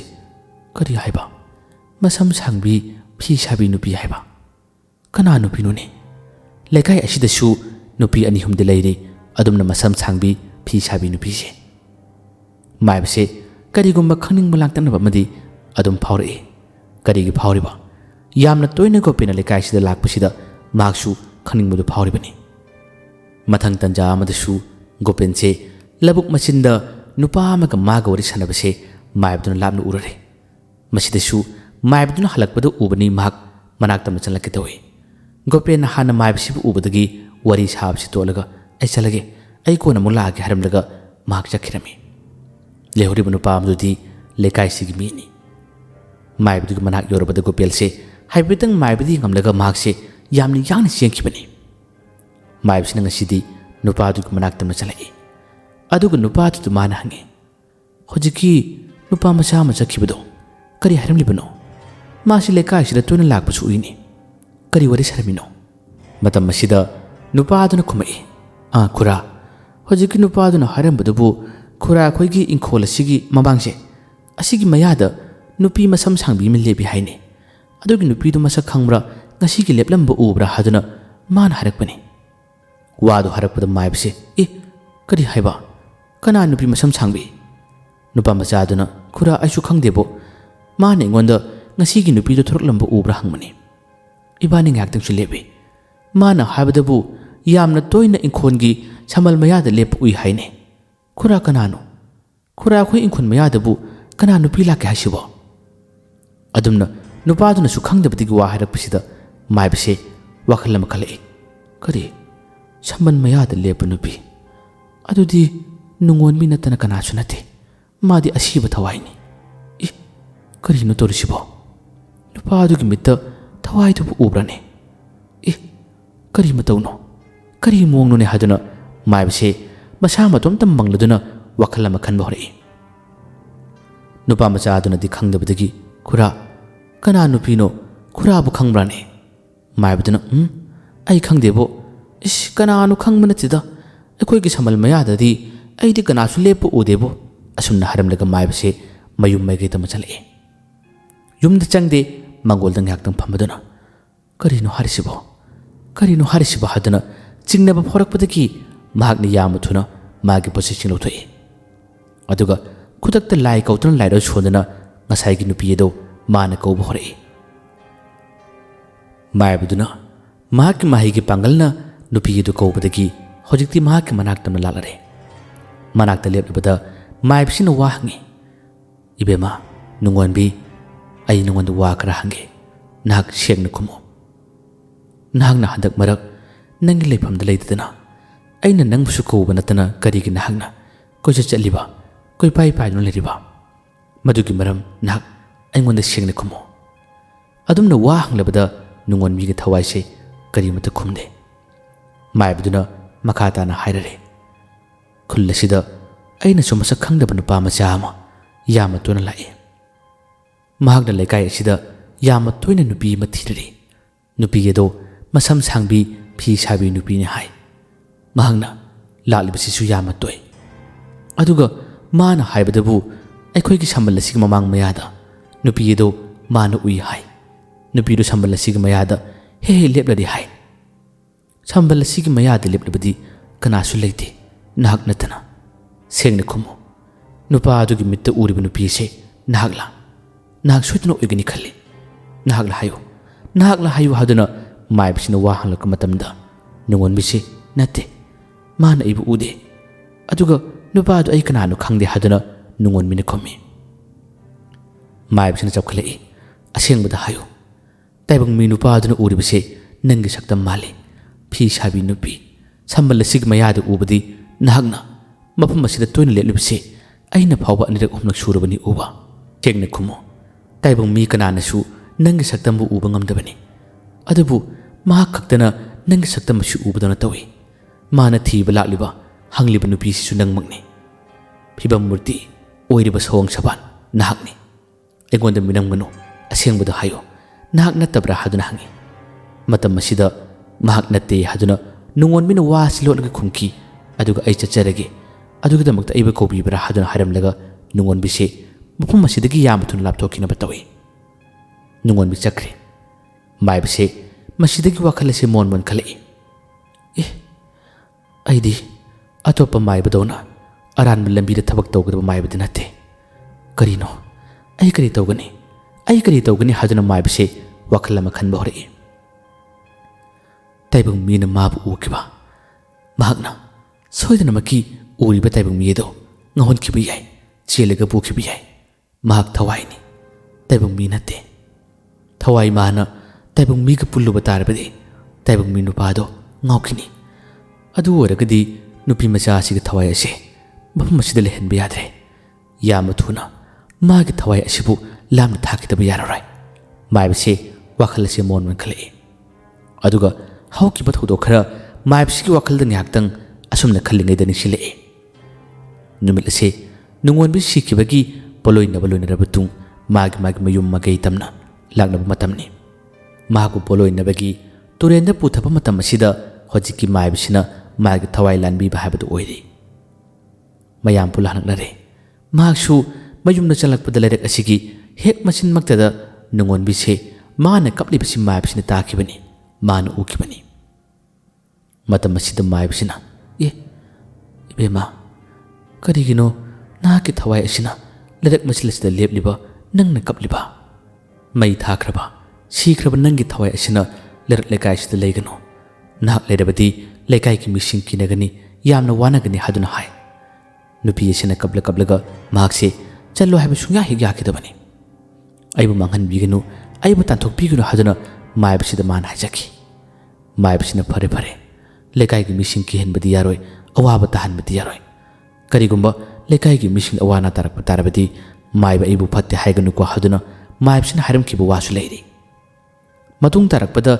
ꯃꯥꯏꯕꯁꯤꯅ ꯃꯈꯣꯏ ꯌꯨꯝꯒꯤꯗꯤ ꯊꯕꯛ ꯇꯧꯕ ꯁꯣꯔꯥꯠ ꯌꯧꯗ꯭ꯔꯤꯉꯩ ꯃꯇꯝ ꯑꯁꯤꯗ ꯌꯥꯝꯅ ꯇꯣꯏꯅ ꯂꯥꯛꯄꯅꯤ ꯃꯇꯝ ꯑꯁꯤꯗꯁꯨ ꯅꯣꯡꯃ ꯃꯥꯏꯕꯁꯦ ꯅꯨꯃꯤꯗꯥꯡ ꯈꯔ ꯊꯦꯡꯅ ꯃꯥꯒꯤ ꯃꯌꯨꯝ ꯃꯩꯀꯩ ꯇꯝꯅ ꯍꯟꯒꯗꯕ ꯃꯇꯝꯅꯤ ꯅꯨꯄꯤ ꯑꯁꯤꯅ ꯇꯨꯝꯂꯝꯕ ꯃꯊꯛꯀꯤ ꯀꯥꯗꯅꯤ ꯃꯍꯥꯛꯀꯤ ꯃꯊꯛꯀꯤ ꯀꯥ ꯑꯗꯨꯒꯤ ꯍꯦꯛ ꯃꯌꯥꯏꯃꯛꯇ ꯊꯪꯅꯕꯗ ꯃꯍꯥꯛꯅ ꯐꯤ ꯁꯥꯐꯝꯗ ꯃꯥꯅ ꯐꯤ ꯁꯥꯔꯤꯕꯁꯦ ꯃꯥꯏꯕꯁꯤꯅ ꯌꯨꯝꯂꯣꯝꯗ ꯈꯣꯡ ꯊꯥꯡꯂꯒꯦ ꯍꯥꯏꯗꯨꯅ ꯃꯥꯅ ꯈꯣꯡꯀꯥꯞ ꯈꯔ ꯊꯥꯡꯕ ꯃꯇꯝ ꯑꯁꯤꯗ ꯃꯈꯣꯟꯅ ꯇꯥꯕꯅꯤ ꯃꯇꯝ ꯑꯁꯤꯗ ꯅꯨꯄꯤ ꯑꯗꯨꯅ ꯃꯊꯛꯇ ꯐꯤ ꯁꯥꯔꯒ ꯂꯩꯔꯝꯕꯁꯦ ꯃꯥꯏꯕꯗꯨꯅ ꯎꯕꯅꯤ ꯀꯔꯤꯅꯣ ꯃꯥꯒꯤ ꯊꯋꯥꯏꯁꯤꯗꯤ ꯌꯨꯝ ꯑꯁꯤꯗ ꯂꯩꯔꯦꯗꯅ ꯌꯨꯝꯒꯤ ꯃꯤꯁꯤꯡ ꯂꯣꯏꯅ ꯀꯤꯅꯕ ꯇꯥꯔꯦ ꯋꯥꯅꯕ ꯇꯥꯔꯦꯅꯦ ꯍꯥꯏꯗꯨꯅ ꯃꯥꯏꯕꯁꯤꯅ ꯋꯥꯈꯜ ꯑꯃ ꯈꯟꯈꯤ ꯃꯁꯤꯗꯒꯤ ꯃꯥꯒꯤ ꯌꯨꯝꯗꯒꯤ ꯃꯥꯒꯤ ꯂꯥꯏꯔꯣꯟ ꯁꯣꯟꯅꯕ ꯄꯣꯠꯆꯩꯁꯤꯡ ꯂꯧꯔꯒꯦ ꯍꯥꯏꯗꯨꯅ ꯃꯥꯏꯕꯁꯦ ꯂꯥꯛꯄ ꯃꯇꯝꯗ ꯅꯨꯄꯤ ꯑꯁꯤꯅ ꯂꯩꯔꯛ ꯃꯆꯤꯟꯗ ꯃꯥꯕꯨ ꯊꯠꯈꯤ ꯑꯗꯨꯒ ꯃꯍꯥꯛꯄꯨ ꯇꯥꯟꯊꯣꯛꯄꯤꯒꯅꯨ ꯑꯩꯅ ꯀꯅꯥꯕꯨꯁꯨ ꯑꯋꯥꯕ ꯇꯥꯍꯜꯂꯣꯏ ꯀꯅꯥꯕꯨꯁꯨ ꯀꯤꯍꯜꯂꯣꯏ ꯃꯊꯛ ꯑꯁꯤꯗ ꯏꯅꯤꯡꯇꯝꯅ ꯐꯤ ꯁꯥꯖꯒꯦ ꯍꯥꯏꯗꯨꯅ ꯃꯥꯏꯕꯁꯤꯗ ꯍꯥꯏꯈꯤꯕꯒꯤ ꯋꯥꯁꯨ ꯂꯩ ꯃꯗꯨꯁꯤꯡ ꯑꯗꯨ ꯃꯥꯏꯕꯁꯤꯅ ꯅꯤꯡꯁꯤꯡꯂꯛꯄꯅꯤ ꯃꯇꯨꯡ ꯇꯥꯔꯛꯄꯗ ꯃꯥꯏꯕꯁꯤꯅ ꯌꯥꯝꯅ ꯇꯣꯏꯅ ꯂꯥꯛꯈꯤ ꯃꯈꯣꯏꯒꯤ ꯌꯨꯝꯒꯤ ꯃꯤꯁꯤꯡꯗ ꯅꯠꯇ ꯁꯥꯅ ꯋꯥ ꯀꯌꯥ ꯑꯃ ꯍꯪꯈꯤ ꯅꯨꯃꯤꯗꯥꯡꯗ ꯇꯝꯅꯕ ꯑꯀꯤ ꯑꯈꯪꯒꯗꯤ ꯊꯣꯛꯄ꯭ꯔꯥ ꯍꯥꯏꯗꯨꯅ ꯍꯪꯉꯤ ꯌꯨꯝꯒꯤ ꯃꯤꯁꯤꯡꯅ ꯑꯗꯨꯒꯨꯝꯕ ꯀꯔꯤꯃꯠꯇ ꯊꯣꯛꯄ ꯂꯩꯇꯦ ꯍꯥꯏꯗꯨꯅ ꯄꯥꯎ ꯇꯝꯂꯛꯈꯤꯕꯁꯨ ꯂꯩ ꯑꯁꯨꯝꯅ ꯃꯇꯝ ꯐꯅꯌꯥꯝꯅ ꯀꯨꯏꯔꯦ ꯅꯨꯄꯤ ꯑꯁꯤꯒꯤ ꯊꯋꯥꯏ ꯑꯁꯤꯅ ꯌꯨꯝ ꯑꯁꯤꯒꯤ ꯃꯊꯛꯁꯤꯗ ꯃꯍꯥꯛ ꯃꯇꯣꯝꯇ ꯐꯤ ꯁꯥꯔꯤꯕꯅꯤ ꯍꯥꯏꯗꯨꯅ ꯑꯗꯨꯝ ꯂꯩꯕꯁꯦ ꯃꯔꯛ ꯃꯔꯛꯇ ꯃꯥꯏꯕꯁꯤꯅ ꯃꯥꯒꯤ ꯂꯥꯏ ꯁꯥꯟꯅꯕ ꯂꯥꯏ ꯀꯧꯕ ꯃꯇꯝꯗ ꯅꯨꯄꯤ ꯑꯁꯤꯒꯤ ꯊꯋꯥꯏꯁꯦ ꯃꯥꯅ ꯀꯧꯏ ꯐꯠꯇꯕ ꯂꯝꯕꯤꯗ ꯃꯥꯏꯕꯁꯤꯅ ꯁꯤꯖꯤꯟꯅꯈꯤꯕ ꯂꯩꯇꯦ ꯃꯍꯥꯛꯅ ꯃꯈꯣꯏꯒꯤ ꯑꯄꯥꯝꯕꯁꯤꯡ ꯍꯪꯉꯤ ꯃꯈꯣꯏꯒꯤ ꯆꯥꯛꯊꯥꯛꯁꯨ ꯃꯥꯅ ꯊꯥꯕꯤꯔꯤ ꯑꯁꯨꯝ ꯇꯧꯅ ꯂꯩꯔꯛꯄꯅꯤ ꯑꯗꯨꯕꯨ ꯉꯁꯤꯗꯤ ꯅꯨꯄꯥ ꯃꯆꯥ ꯑꯗꯨꯅ ꯅꯨꯄꯤ ꯑꯁꯤꯕꯨ ꯎꯈꯤꯕꯁꯤꯅ ꯁꯣꯏꯗꯅꯃꯛꯀꯤ ꯅꯨꯄꯥ ꯃꯆꯥ ꯑꯗꯨ ꯅꯨꯄꯤꯁꯤꯅ ꯆꯦꯟꯈꯤꯅꯤ ꯍꯥꯏꯕꯒꯤ ꯋꯥꯈꯜ ꯑꯃ ꯃꯥꯏꯕꯁꯤꯗ ꯈꯜꯂꯛꯄꯅꯤ ꯃꯥꯏꯕꯁꯦ ꯋꯥꯈꯜꯁꯤꯡ ꯑꯗꯨ ꯈꯜꯂꯕ ꯇꯨꯡ ꯑꯃꯨꯛꯀꯁꯨ ꯃꯥꯒꯤ ꯃꯍꯩꯒꯤ ꯄꯥꯡꯒꯜꯅ ꯂꯩꯔꯣꯟ ꯁꯣꯟꯗꯨꯅ ꯅꯨꯄꯤ ꯑꯁꯦ ꯃꯥꯅ ꯀꯧꯏ ꯃꯇꯝ ꯑꯁꯤꯗꯗꯤ ꯅꯨꯄꯤ ꯑꯗꯣ ꯃꯥꯒꯤ ꯃꯅꯥꯛꯇ ꯂꯥꯛꯎ ꯍꯥꯏꯕ ꯌꯥꯗ꯭ꯔꯦ ꯑꯁꯨꯝꯅ ꯃꯥꯏꯕꯁꯤꯅ ꯀꯧꯔ ꯐꯥꯎꯕꯗ ꯅꯨꯄꯤꯁꯤꯅ ꯂꯥꯛꯃꯟꯗ꯭ꯔꯕꯗ ꯃꯥꯏꯕꯁꯦ ꯃꯥꯒꯤ ꯃꯁꯥꯗ ꯆꯤꯡꯅꯕꯁꯤ ꯌꯥꯝꯅ ꯍꯦꯟꯒꯠꯂꯛꯏ ꯃꯁꯤꯗꯒꯤ ꯃꯥꯏꯕꯁꯤꯅ ꯈꯪꯉꯅꯤ ꯊꯋꯥꯏ ꯅꯪꯅ ꯑꯩꯅ ꯍꯥꯏꯕꯗꯐꯥꯎ ꯇꯥꯗ꯭ꯔꯕ ꯑꯗꯨ ꯑꯣꯏꯔꯒꯗꯤ ꯑꯩꯅ ꯀꯩꯗꯧꯒꯦ ꯌꯦꯡꯉꯨ ꯍꯥꯏꯗꯨꯅ ꯃꯥꯏꯕꯁꯦ ꯁꯤꯡꯈꯤꯔꯝꯃꯤ ꯅꯨꯄꯤ ꯑꯁꯤꯒꯤ ꯃꯌꯨꯝ ꯇꯝꯅ ꯃꯍꯥꯛ ꯂꯥꯛꯈꯤꯗꯦ ꯍꯌꯦꯡ ꯅꯣꯡꯉꯥꯜꯂꯛꯄ ꯃꯇꯝ ꯑꯁꯤꯗ ꯅꯨꯄꯥ ꯃꯆꯥ ꯑꯗꯨꯒ maga thengnage habiki wakhal ama maibsina khanki mathangi numitki nungthingi matamdani haibaga tobaga Gopen lekai asida laki adubu mahagna lerak machin yaugadaba khajikta ngairba matam asida maibsina hana mabu mangmukta thatkre ibungo nangiba kigano nangi yai phanabane ai ngisidi nang wari khara saba pami haduna Gopen no mana thalle Gopen maibsina mabu ngai ko haduna khawke basida hena kibana kaino matoki Gopen di kibuduna ai di kaimda khangde ai yaude haduna mana kumae maibsina karino nana khulbu wadu karino Gopen na khallibana huran kibana mitugi ningsingba chingnabai khanduna hairlibai khanmani Gopen ai nate nupa amana hai maibsina nangi warido ai gyan tade ai nangonda wa khara haige haduna nangbu ngaibani law asomgi lambi matai rom chalo ai nangonda wa khara haige Gopen yamna kirami maibsina law haduna kobadagi tamatam chalai aduga Gopen da maiban harami nak lakai asida toina lakano ai loina khanglaba tungda nangonda wa si haibani nangi mitta uriba nupiyedo taibang minate ma asiba thawaini nangi mitta uribado wado harakpada Gopen amakhena kikre maiban habisu khangi aduga aigi mitta uriba singase maibsina karamna khanglibano haduna ma singnare maibsina hare nahangna makatana dum lakpa tarabadi thawai aduna nangbu chelika pukhibi ai nupiyedo sikiba matam yamna kuire nangna thiribado phi sabi masam sangbi nupi haiba natra nupi yedugi ming nungonbi kaubani nangna khaninglabadi aina warisi saraba tungda lekai asigi mi amadi hekta hango nungonbi hasi kanano haduna matamaduda lekai gi misingna hairak pakumado nang taw nangi thawai kaningwa nangi phanabgi damakta aina haibani thawai ado lekai asida koi bai paraka lebani kanaigo mataibang mi amatana mabu udabari nangna uramasida aidi ngakpana kaino matawkre aina thawai aduba koshinaba honai aduba mahak yadre mahakna nangbu cheningbagi apama ama leire habase aina khangi nangi thawai kaninglaba nasadu hinga palbadi nak matungda lakano hojikpudi matam ngali nangna asengba singado khangning batarabadi lekai asigi kanagma mioi amade hekta hango matam aduda bakoina kulakka pakumado karino habdu nang khango ai wahai shahai ke tobani asumna haramlaga maibase magi mayum lomdoina chakki Gopen maibaduna haramlabu wari sing si tabada gyan malammi kaino harisibo nungonbi sikraba nupi masibu oiba yabrane karamna oigani amaksu thajadabra habisu thajaba ngami maibaduna lai sanaba matamda ukiba saktam aduga dalan mathak amadi machi khuding da man ukiba saktam ase masak manaba dona tawi cheliba phija chakchet loina mane karimata hongba leite masida su Gopen jingnaba phawi asumna matungda laktabsu laarai asumba amathang di khanglage haduna mahagna lekai asigi machinda tama chalai ahanbana thengnaba nupa macha amada hangi ibungo ai wa mata hange nupa macha aduna nangna hangduidu khange aduna pidu kanano khangdeba ming khangbodi phadaba matam masida Gopen hare nupidu gi mingdu khangle nupidu nungonbi haiba nungonbi harak matam masida nupa macha aduna sikrab nupido madi sikhiba kuire asumna wa hare sikre harak pasida Gopen se maibduna haramliba wasiga mapa chanabasida kari sikre haiba madi sikrabane nangi wadudi ai khangdeda asumna haramlaga nupa macha se mayum maigai tama chakirami Gopen hanamukti masada akibabada phari karino ai kimitu uriba saksamasibu sikraba nupina haiba haduna makse ngaktang magi masindagi kina cholai ai kimitu uriba nupise asiba nupina haiba karino atai kanaguma amatagi mit utraga ai itomtana uriba ai nadi mabu khaningbatagi kanana karino haduna lekai ki mishing dangluri oja maibaduna haiba wa phawba aina thajarutubani ai kari togani ꯑꯩ ꯀꯔꯤ ꯇꯧꯒꯅꯤ? ꯉꯁꯥꯏꯋꯥꯏꯗꯤ ꯃꯁꯥꯗ ꯆꯤꯡꯅꯕ ꯈꯔ ꯐꯥꯎꯔꯝꯂꯕꯁꯨ ꯌꯥꯝꯅ ꯊꯣꯏ ꯍꯦꯟꯅ ꯑꯀꯤꯕ ꯍꯥꯏꯕꯗꯣ ꯒꯣꯄꯦꯟꯒꯤ ꯃꯁꯥꯗ ꯐꯥꯎꯔꯨꯗꯕꯅꯤ꯫ ꯑꯗꯨꯕꯨ ꯍꯧꯖꯤꯛꯇꯤ ꯃꯁꯥ ꯄꯨꯝꯕ ꯑꯀꯤꯕꯅ ꯊꯨꯝꯍꯠꯂꯦ꯫ ꯂꯋꯥꯏ ꯂꯨꯇꯣꯟꯒꯤ ꯁꯝ ꯆꯞ ꯆꯞ ꯌꯨꯡꯂꯕꯅꯤ꯫ ꯌꯦꯡꯂꯨꯕ ꯃꯥꯏꯀꯩ ꯈꯨꯗꯤꯡꯃꯛ ꯁꯥꯟ ꯊꯥꯡꯂꯦ꯫ ꯀꯔꯤꯃꯠꯇ ꯎ ꯂꯥꯛꯄ ꯉꯝꯗ꯭ꯔꯦ꯫ ꯍꯟꯗꯛꯃꯛꯇꯤ ꯅꯨꯄꯤ ꯑꯁꯤꯒꯤ ꯂꯩꯀꯥꯏꯗꯒ ꯂꯩꯕ ꯑꯣꯏꯔꯦ꯫ ꯃꯈꯣꯏꯒꯤ ꯊꯣꯡꯒꯥꯜ ꯃꯌꯥꯁꯤꯗꯁꯨ ꯃꯍꯥꯛꯇꯤ ꯉꯁꯥꯏꯃꯈꯩ ꯂꯦꯞꯂꯨꯕꯅꯤ꯫ ꯃꯁꯤ ꯅꯤꯡꯁꯤꯡꯂꯛꯄꯗ ꯅꯥꯛꯌꯦꯠ ꯑꯀꯣꯏꯕꯁꯦ ꯄꯪꯇꯝꯗ ꯇꯝꯅꯔꯕꯣꯏ ꯅꯤꯡꯏ꯫ ꯌꯦꯡꯂꯨꯕ ꯈꯨꯗꯤꯡꯃꯛ ꯑꯀꯤꯕꯒꯤ ꯑꯀꯤꯕ ꯉꯥꯛꯇ ꯍꯥꯏꯕꯗꯣ ꯉꯥꯏꯁꯤꯜꯂꯛꯑꯕꯅꯤ꯫ ꯃꯥꯏꯕꯗꯨꯁꯨ ꯃꯁꯤꯗ ꯅꯪ ꯂꯥꯛꯀꯅꯨ ꯆꯠꯈ꯭ꯔꯣ ꯍꯥꯏꯔꯝꯂꯒ ꯃꯍꯥꯛꯇꯤ ꯑꯗꯨꯝ ꯆꯠꯈ꯭ꯔꯕꯅꯤ꯫ ꯃꯥꯅ ꯊꯧ ꯁꯥꯗꯕ ꯈꯪꯅꯤꯡꯕꯗꯒꯤ ꯑꯆꯨꯝꯕ ꯑꯁꯦꯡꯕꯁꯤ ꯈꯪꯂꯒꯦ ꯍꯥꯏꯗꯨꯅ ꯃꯅꯥ ꯑꯁꯤꯗ ꯀꯨꯏꯅ ꯂꯩꯔꯨꯕꯅꯤ꯫ ꯅꯨꯄꯥ ꯃꯆꯥ ꯑꯗꯨꯒꯤ ꯄꯥꯎꯈꯨꯝꯁꯤꯅ ꯃꯥꯕꯨ ꯍꯦꯟꯅ ꯀꯤꯍꯜꯂꯕꯅꯤ, ꯍꯦꯟꯅ ꯋꯥꯍꯜꯂꯕꯅꯤ꯫ ꯑꯁꯨꯝꯅ ꯉꯥꯏꯍꯥꯛꯇꯪ ꯅꯨꯄꯤ ꯑꯁꯤꯒꯤ ꯊꯣꯡꯒꯥꯟ ꯃꯌꯥꯗ ꯃꯥꯅ ꯂꯦꯞꯂꯤꯉꯩ ꯃꯇꯝꯗꯅꯤ ꯅꯨꯄꯤ ꯑꯁꯤꯒꯤ ꯃꯈꯣꯏꯒꯤ ꯂꯩꯔꯛ ꯃꯆꯤꯟꯗꯒꯤ ꯆꯪꯂꯛꯄ ꯃꯇꯝꯗ ꯃꯈꯣꯏꯒꯤ ꯏꯪꯈꯣꯜꯗꯤ ꯌꯥꯝꯅ ꯆꯥꯎꯕꯅꯤꯅ ꯁꯝꯕꯜꯁꯨ ꯋꯥꯡꯅ ꯈꯥꯔꯤ꯫ ꯃꯁꯤꯒꯤ ꯁꯝꯕꯜ ꯃꯔꯨꯝꯗꯒꯤ ꯅꯨꯄꯤ ꯑꯁꯤꯗꯤ ꯃꯉꯣꯟꯗ ꯉꯁꯥꯏꯃꯈꯩ ꯃꯨꯟꯅ ꯌꯦꯡꯂꯝꯂꯤꯕ ꯑꯣꯏꯔꯝꯂꯦ꯫ ꯃꯇꯝ ꯑꯁꯦ ꯅꯨꯃꯤꯠꯇꯤ ꯆꯪꯈ꯭ꯔꯒ ꯃꯝꯗꯤ ꯃꯝꯗ꯭ꯔꯤꯕ ꯃꯇꯝꯅꯤ꯫ ꯑꯃꯝ ꯉꯥꯟꯁꯤꯟꯅꯔꯛꯄ ꯃꯇꯝꯅꯤ꯫ ꯒꯣꯄꯦꯜꯁꯨ ꯀꯤꯕ ꯍꯦꯟꯕꯗꯨꯅ ꯅꯥꯛꯌꯦꯠ ꯑꯀꯣꯏꯕꯗ ꯀꯣꯏꯌꯦꯡ ꯌꯦꯡꯊꯣꯔꯛꯄ ꯃꯇꯝ ꯑꯁꯤꯗꯗꯤ ꯁꯝꯕꯜ ꯃꯔꯝ ꯑꯗꯨꯗꯒꯤ ꯅꯨꯄꯤ ꯑꯁꯤꯅ ꯃꯥꯕꯨ ꯌꯦꯡꯂꯝꯂꯤꯕꯁꯦ ꯒꯣꯄꯦꯜꯅ ꯎꯕꯅꯤ꯫ ꯃꯤꯀꯨꯞ ꯑꯁꯤꯗꯅꯤ ꯑꯀꯤꯕꯅ ꯊꯨꯝꯍꯠꯂꯕ ꯒꯣꯄꯦꯜ ꯅꯨꯄꯤ ꯑꯗꯨꯒꯤ ꯃꯁꯛ ꯑꯁꯤ ꯎꯕ ꯃꯇꯝ ꯑꯁꯤꯗ ꯃꯍꯥꯛ ꯃꯐꯝ ꯑꯁꯤꯃꯛꯇꯗ ꯇꯨꯔꯝꯃꯤ꯫ ꯃꯆꯤꯟꯗꯒꯤ ꯏꯃꯥ ꯍꯥꯏꯗꯨꯅ ꯀꯟꯅ ꯂꯥꯎꯔꯒ ꯃꯍꯥꯛꯁꯦ ꯇꯨꯔꯒ ꯂꯩꯔꯝꯃꯤ꯫ ꯃꯅꯥꯛꯁꯤꯗ ꯀꯅꯥꯃꯠꯇ ꯂꯩꯇꯦ, ꯀꯅꯥꯃꯠꯇ ꯆꯠꯄ ꯎꯗꯦ꯫ ꯁꯝꯕꯜ ꯑꯁꯤꯁꯨ ꯐꯅꯌꯥꯝꯅ ꯋꯥꯡꯅ ꯈꯥꯔꯤꯕꯅꯤ꯫ ꯁꯝꯕꯜ ꯃꯔꯨꯝꯗꯒꯤ ꯅꯨꯄꯤꯁꯤꯅ ꯌꯦꯡꯂꯤꯕꯁꯤ ꯃꯥꯒꯤ ꯃꯀꯣꯛ ꯑꯁꯤꯗꯤ ꯏꯔꯥꯏ ꯂꯥꯏꯅ ꯊꯣꯛꯇꯨꯅ ꯌꯦꯡꯕ ꯉꯝꯃꯤ꯫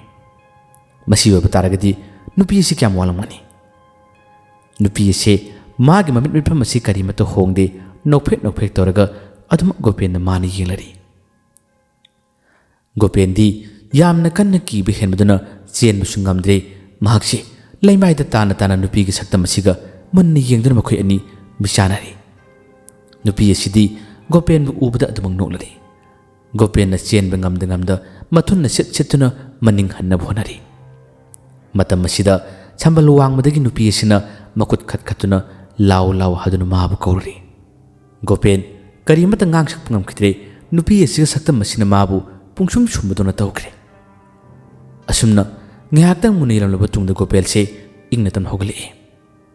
ꯑꯗꯨꯒ ꯃꯥꯅ ꯆꯠꯂꯤꯕ, ꯃꯥꯅ ꯈꯣꯡ ꯊꯥꯡꯂꯤꯕ ꯂꯝꯕꯤꯁꯤ ꯀꯗꯥꯏꯗꯅꯣ ꯀꯔꯤꯗꯅꯣ ꯍꯥꯏꯕ ꯈꯪꯗꯕ ꯑꯉꯥꯎꯕ ꯑꯃꯒꯤ ꯃꯑꯣꯡ ꯃꯇꯧꯗ ꯑꯗꯨꯝ ꯇꯞꯅ ꯆꯠꯄ ꯍꯧꯈꯤꯔꯝꯃꯤ꯫ ꯃꯥꯏꯕꯗꯨꯁꯨ ꯃꯥꯒꯤ ꯃꯌꯨꯝ ꯇꯝꯅ ꯆꯠꯂꯨꯔꯕꯅꯤ꯫ ꯑꯃꯨꯛ ꯍꯟꯅ ꯂꯥꯛꯇꯨꯅ ꯉꯁꯥꯏꯒꯤ ꯅꯨꯄꯥ ꯃꯆꯥꯗꯨ ꯂꯩꯕ꯭ꯔꯥ ꯌꯦꯡꯒꯦ ꯍꯥꯏꯗꯨꯅ ꯃꯍꯥꯛꯁꯨ ꯊꯣꯛꯂꯛꯄ ꯃꯇꯝꯅꯤ꯫ ꯑꯗꯨꯕꯨ ꯃꯈꯣꯏꯒꯤ ꯂꯩꯀꯥꯏ ꯑꯁ꯭ꯋꯥꯏꯗ ꯒꯣꯄꯦꯟꯗꯤ ꯂꯩꯔꯝꯕꯁꯤ ꯎꯗ꯭ꯔꯦ꯫ ꯂꯩꯔꯝꯗꯕꯗꯒꯤ ꯃꯥꯏꯕꯁꯤꯅ ꯒꯣꯄꯦꯜ ꯍꯥꯏꯔꯤꯕ ꯅꯨꯄꯥꯁꯦ ꯃꯥꯒꯤ ꯃꯌꯨꯝꯗ ꯆꯠꯈ꯭ꯔꯕ꯭ꯔꯥ ꯍꯥꯏꯗꯨꯅ ꯈꯜꯂꯝꯃꯤ꯫ ꯃꯅꯥꯛꯁꯤꯗ ꯉꯥꯏꯍꯥꯛꯇꯪ ꯂꯦꯞꯇꯨꯅ ꯂꯩꯔꯕ ꯃꯇꯨꯡꯗ ꯃꯥꯏꯕꯁꯤꯁꯨ ꯃꯥꯒꯤ ꯃꯌꯨꯝꯗ ꯆꯠꯂꯒꯦ ꯍꯥꯏꯗꯨꯅ ꯊꯧꯔꯥꯡ ꯇꯧꯔꯝꯃꯤ꯫ ꯑꯗꯨꯕꯨ ꯌꯨꯝꯗ ꯆꯠꯇ꯭ꯔꯤꯉꯩ ꯅꯨꯡꯉꯣꯟꯕꯤ ꯈꯣꯏꯒꯤ ꯊꯣꯡꯒꯥꯟ ꯃꯄꯥ ꯑꯁꯤ ꯌꯧꯕ ꯃꯇꯝ ꯑꯁꯤꯗ ꯃꯈꯣꯏꯒꯤ ꯌꯨꯝꯂꯣꯝꯗ ꯃꯥꯒꯤ ꯃꯥꯏꯊꯣꯡ ꯑꯁꯤ ꯑꯣꯟꯊꯣꯔꯛꯏ꯫ ꯉꯁꯤꯗꯤ ꯃꯥꯁꯨ ꯀꯔꯤꯒꯨꯝꯕ ꯈꯔ ꯈꯟꯅꯤꯡꯂꯤꯕꯅꯤ꯫ ꯀꯔꯤ ꯈꯟꯅꯤꯡꯂꯤꯕ? ꯅꯨꯡꯉꯣꯟꯕꯤꯒꯤ ꯊꯋꯥꯏꯁꯦ ꯃꯥꯅꯁꯨ ꯀꯌꯥꯔꯛ ꯍꯟꯅ ꯂꯥꯎ ꯍꯥꯏꯗꯨꯅ ꯀꯧꯕꯅꯤ꯫ ꯃꯥꯒꯤ ꯌꯨꯝ ꯁꯨꯃꯥꯡꯗ ꯑꯊꯦꯡꯕ ꯑꯍꯤꯡꯒꯤ ꯃꯇꯝꯗ ꯂꯥꯏ ꯁꯥꯟꯅꯕꯗ ꯅꯨꯡꯉꯣꯟꯕꯤꯒꯤ ꯊꯋꯥꯏꯁꯨ ꯃꯔꯛꯇ ꯃꯥꯅ ꯀꯧꯕ ꯌꯥꯎꯏ꯫ ꯑꯗꯨꯕꯨ ꯍꯟꯗꯛ ꯃꯔꯛꯇꯤ ꯂꯥꯛꯎ ꯍꯥꯏꯕ ꯌꯥꯈꯤꯗꯕꯅꯤ꯫ ꯌꯨꯝꯗ ꯆꯪꯗ꯭ꯔꯤꯉꯩ ꯀꯔꯤꯒꯨꯝꯕ ꯈꯔ ꯈꯪꯅꯤꯡꯕꯗꯒꯤ ꯅꯨꯡꯉꯣꯟꯕꯤ ꯈꯣꯏꯒꯤ ꯂꯩꯔꯛ ꯃꯄꯥꯟꯅꯒ ꯑꯣꯏꯔꯦ꯫ ꯃꯈꯣꯏꯒꯤ ꯊꯣꯡꯒꯥꯜꯂꯣꯝ ꯆꯪꯁꯤꯜꯂꯛꯇꯨꯅ ꯃꯈꯣꯏꯒꯤ ꯁꯨꯃꯥꯡ ꯃꯌꯥꯗ ꯃꯥꯏꯕꯁꯤ ꯂꯥꯛꯑꯝꯃꯤ꯫ ꯁꯨꯃꯥꯡꯗ ꯂꯦꯞꯂꯔꯦ꯫ ꯑꯗꯨꯒ ꯃꯈꯣꯏꯒꯤ ꯌꯨꯝꯒꯤ ꯗꯂꯥꯟ ꯃꯊꯛꯇ ꯅꯨꯡꯉꯣꯟꯕꯤꯒꯤ ꯊꯋꯥꯏ ꯑꯁꯤꯗꯤ ꯍꯥꯟꯅꯅ ꯐꯤ ꯁꯥꯔꯒ ꯂꯩꯕꯅꯤꯅ ꯃꯥꯏꯕꯁꯤꯅ ꯃꯥꯒꯤ ꯊꯋꯥꯏꯁꯤ ꯂꯩꯕ꯭ꯔꯥ, ꯃꯥꯒꯤ ꯊꯋꯥꯏꯁꯤ ꯎꯕ꯭ꯔꯥ ꯍꯥꯏꯗꯨꯅ ꯌꯦꯡꯉꯤ꯫ ꯑꯗꯨꯕꯨ ꯀꯔꯤꯒꯨꯝꯕ ꯁꯥꯅꯤꯡꯁꯣꯝ ꯑꯃꯠꯇ ꯃꯥꯏꯕꯁꯤꯒꯤ ꯃꯁꯥꯗ ꯐꯪꯗ꯭ꯔꯦ꯫ ꯁꯥꯅꯤꯡꯁꯣꯝꯁꯤ ꯐꯪꯗꯕꯗꯒꯤ ꯃꯍꯥꯛꯁꯦ ꯉꯥꯏꯍꯥꯛꯇꯪ ꯂꯦꯞꯂꯝꯂꯕ ꯇꯨꯡꯗ ꯃꯌꯨꯝꯗ ꯆꯠꯂꯒꯦ ꯍꯥꯏꯗꯨꯅ ꯇꯧꯔꯝꯃꯤ꯫ ꯃꯇꯝ ꯑꯁꯤꯗ ꯅꯨꯡꯉꯣꯟꯕꯤ ꯈꯣꯏꯒꯤ ꯌꯨꯝꯒꯤ ꯃꯤꯁꯤꯡ ꯊꯣꯔꯛꯏ꯫ ꯃꯥꯏꯕꯁꯤꯕꯨ ꯎꯕꯗ "ꯑꯣꯖꯥ ꯃꯥꯏꯕ, ꯀꯩꯗꯧꯔꯒꯦ? ꯀꯅꯥ ꯀꯧꯕ ꯂꯥꯛꯄꯅꯣ, ꯀꯔꯤ ꯍꯪꯕꯅꯣ?" ꯍꯥꯏꯗꯨꯅ ꯍꯥꯏꯔꯝꯃꯤ꯫ ꯃꯁꯤꯗ ꯃꯥꯏꯕꯁꯤꯅ "ꯀꯩꯁꯨꯝ ꯅꯠꯇꯦꯗ, ꯂꯩ ꯑꯉꯥꯡꯕ ꯁꯥꯠꯄ꯭ꯔꯥ ꯍꯥꯏꯗꯨꯅ ꯊꯤꯕ ꯂꯥꯛꯄꯅꯤ." ꯃꯥꯗꯤ ꯃꯥꯏꯕ ꯑꯣꯏꯕꯅꯤꯅ ꯂꯥꯏ ꯈꯨꯔꯨꯝꯕꯒꯤ ꯂꯩ ꯑꯉꯥꯡꯕ ꯊꯤꯕ ꯂꯥꯛꯂꯤꯕ꯭ꯔꯥ ꯍꯥꯏꯗꯨꯅ ꯌꯨꯝꯕꯨꯅ ꯈꯜꯂꯤ꯫ "ꯑꯩꯈꯣꯏꯒꯤꯗꯤ ꯂꯩ ꯑꯉꯥꯡꯕ ꯁꯥꯠꯄ ꯎꯗꯦꯅꯦꯍꯦ, ꯊꯪꯅꯕꯗꯤ ꯌꯦꯡꯒꯦ" ꯍꯥꯏꯗꯨꯅ ꯍꯥꯏꯔꯤ꯫ ꯃꯥꯏꯕꯁꯤꯅ "ꯂꯩꯗ꯭ꯔꯕꯗꯤ ꯌꯥꯔꯦꯗ, ꯑꯩ ꯌꯦꯡꯉꯨꯔꯒꯦ" ꯍꯥꯏꯔꯝꯂꯒ ꯃꯥꯏꯕꯁꯦ ꯆꯠꯈꯤꯔꯝꯃꯤ꯫ ꯆꯠꯂꯝꯗꯥꯏꯒꯤ ꯃꯇꯝꯗꯁꯨ ꯃꯍꯥꯛꯅ ꯗꯣꯂꯥꯟ ꯃꯊꯛꯇ ꯑꯃꯨꯛꯁꯨ ꯌꯦꯡꯉꯝꯃꯤ꯫ ꯃꯥꯅ ꯌꯦꯡꯕ ꯃꯇꯝꯗꯁꯨ ꯅꯨꯡꯉꯣꯟꯕꯤꯗ ꯂꯩꯕ ꯎꯗꯦ ꯁꯥꯅꯤꯟꯁꯣꯝ ꯀꯔꯤꯃꯠꯇ ꯐꯪꯗꯦ ꯃꯥꯏꯕꯁꯤ ꯃꯥꯒꯤ ꯃꯁꯥꯗ ꯆꯤꯡꯅꯕ ꯌꯥꯎꯅ ꯐꯥꯎꯏ ꯃꯍꯥꯛꯅꯁꯨ ꯃꯇꯝ ꯉꯜꯂꯤꯉꯩ ꯃꯇꯝꯗ ꯊꯋꯥꯏ ꯑꯁꯤꯅ ꯌꯨꯝ ꯑꯁꯤꯗ ꯂꯩꯒꯦ ꯀꯅꯥꯃꯠꯇꯗ ꯍꯥꯏꯗꯣꯛꯄꯤꯒꯅꯨ ꯀꯅꯥꯃꯠꯇ ꯇꯥꯊꯣꯛꯄꯤꯒꯅꯨ ꯍꯥꯏꯕ ꯀꯌꯥ ꯑꯁꯤꯗ ꯃꯥꯅ ꯌꯥꯔꯕꯅꯤ ꯑꯗꯨꯕꯨ ꯍꯧꯖꯤꯛꯇꯤ ꯊꯋꯥꯏ ꯑꯁꯤ ꯃꯊꯤ ꯈꯔ ꯐꯣꯡꯂꯛꯄ ꯌꯨꯝꯗ ꯀꯌꯥ ꯂꯩꯇꯕ ꯑꯇꯣꯞꯄ ꯇꯥꯏꯕꯪ ꯃꯤꯗ ꯆꯦꯜꯂꯒ ꯆꯠꯄꯒꯤ ꯃꯑꯣꯡ ꯑꯃ ꯂꯥꯛꯄꯁꯤꯗ ꯃꯥꯏꯕꯁꯤ ꯃꯥꯒꯤ ꯃꯁꯥꯗ ꯅꯨꯡꯉꯥꯏꯇꯕ ꯌꯥꯎꯅ ꯐꯔꯝꯃꯤ ꯌꯨꯝꯕꯨꯗ ꯀꯔꯤꯃꯠꯇ ꯍꯥꯏꯔꯝꯗꯦ ꯇꯨꯃꯤꯟꯅ ꯁꯨꯝ ꯊꯣꯛꯈꯤꯔꯝꯃꯤ ꯑꯁꯣꯝꯗꯅ ꯃꯀꯝꯗꯧꯔꯤ ꯒꯣꯄꯦꯟꯗꯤ ꯃꯥꯗꯤ ꯋꯥꯈꯜ ꯑꯃ ꯇꯧꯔꯛꯂꯦ ꯃꯥꯅ ꯉꯁꯤꯒꯤ ꯅꯨꯃꯤꯠ ꯑꯁꯤꯗ ꯅꯨꯡꯉꯣꯟꯕꯤ ꯈꯣꯏꯒꯤ ꯊꯣꯡꯒꯥꯟꯗꯒꯤ ꯍꯟꯈꯤꯕ ꯃꯇꯝ ꯑꯁꯤ ꯃꯥꯅ ꯌꯨꯝꯗ ꯆꯠꯂꯤꯕꯁꯦ ꯀꯗꯥꯏꯗ ꯆꯠꯂꯤꯕꯅꯣ ꯀꯅꯥꯅ ꯀꯔꯝꯅ ꯄꯨꯔꯤꯕꯅꯣ ꯃꯍꯥꯛ ꯀꯔꯤꯃꯠꯇ ꯒ꯭ꯌꯥꯟ ꯇꯥꯖꯕ ꯅꯠꯇꯦ ꯑꯗꯨꯕꯨ ꯆꯠꯂꯤꯕꯗꯤ ꯃꯥꯒꯤ ꯌꯨꯝ ꯇꯝꯅꯅꯤ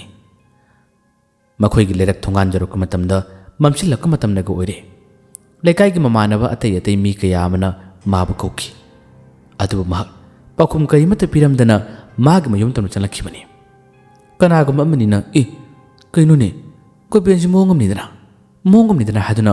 ꯍꯥꯏꯅꯍꯧꯕꯗꯤ ꯌꯥꯎꯏ ꯃꯉꯣꯟꯗ ꯃꯑꯣꯡ ꯑꯃꯅꯤ ꯍꯥꯏꯗꯨꯅ ꯍꯥꯏꯔꯤꯕ ꯈꯨꯗꯤꯡꯃꯛꯁꯤꯡ ꯑꯁꯤ ꯃꯥꯅ ꯃꯤꯠ ꯑꯁꯤꯅ ꯏꯔꯥꯎ ꯂꯥꯎꯊꯣꯛꯇꯨꯅ ꯌꯦꯡꯂꯛꯂꯒ ꯆꯞ ꯂꯦꯞꯇꯨꯅ ꯂꯩꯔꯝꯃꯤ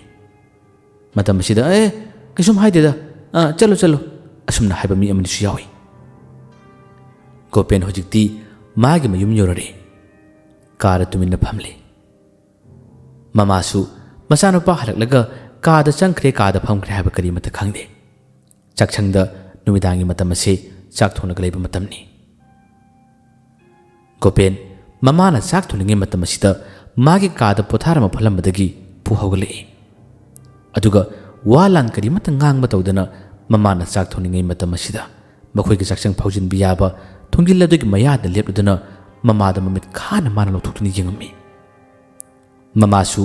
ꯆꯥꯛ ꯊꯣꯡꯂꯝꯕꯗꯒꯤ ꯊꯥꯎꯃꯩ ꯃꯉꯥꯜ ꯑꯗꯨꯒ ꯂꯣꯏꯅꯅ ꯃꯥꯏꯊꯣꯡ ꯑꯁꯤ ꯑꯣꯟꯊꯣꯛꯂꯛꯄ ꯃꯇꯝ ꯑꯁꯤꯗꯗꯤ ꯃꯆꯥꯅꯨꯄꯥ ꯒꯣꯄꯦꯟꯅ ꯊꯣꯡꯖꯤꯟꯗꯒꯤ ꯃꯃꯤꯠ ꯏꯔꯥꯎ ꯂꯥꯎꯅ ꯃꯃꯥꯗ ꯌꯦꯡꯂꯤꯕꯁꯤ ꯎꯕ ꯃꯃꯥꯁꯦ ꯈꯪꯄ꯭ꯔꯦꯛ ꯈꯪꯈ꯭ꯔꯦ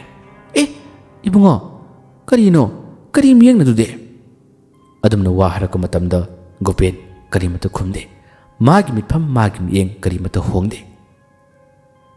ꯃꯃꯥꯅ ꯀꯧꯕ ꯃꯃꯥꯅ ꯋꯥ ꯉꯥꯡꯕꯗ ꯀꯔꯤꯃꯠꯇ ꯈꯨꯝꯗꯅ ꯃꯤꯠ ꯑꯁꯤꯅ ꯈꯥꯅ ꯌꯦꯡꯕ ꯃꯇꯧ ꯑꯁꯤꯗ ꯃꯃꯥꯁꯦ ꯃꯆꯥꯅꯨꯄꯥꯒꯤ ꯃꯅꯥꯛꯇ ꯆꯪꯉꯛꯏ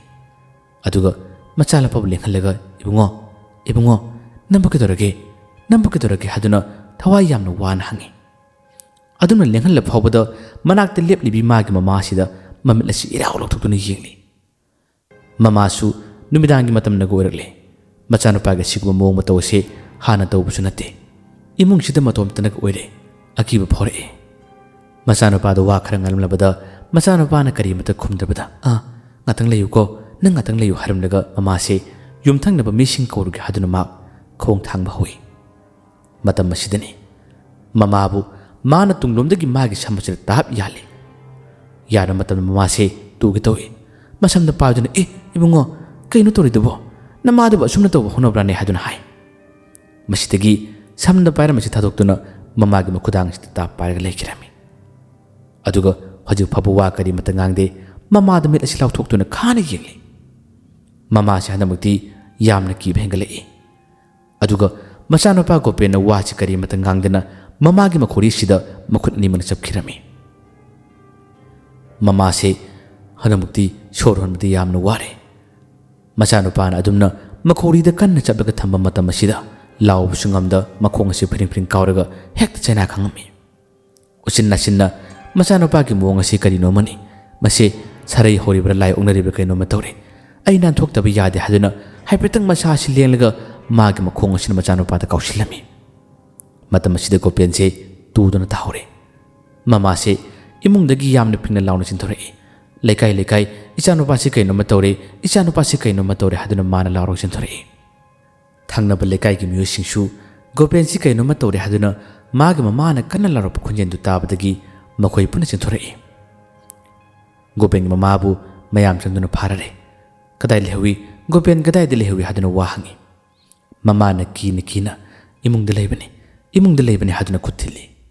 ꯃꯈꯣꯏ ꯊꯧꯅꯥ ꯐꯕ ꯅꯨꯄꯥ ꯈꯔ ꯏꯃꯨꯡꯗ ꯆꯪꯈꯤꯔꯝꯃꯤ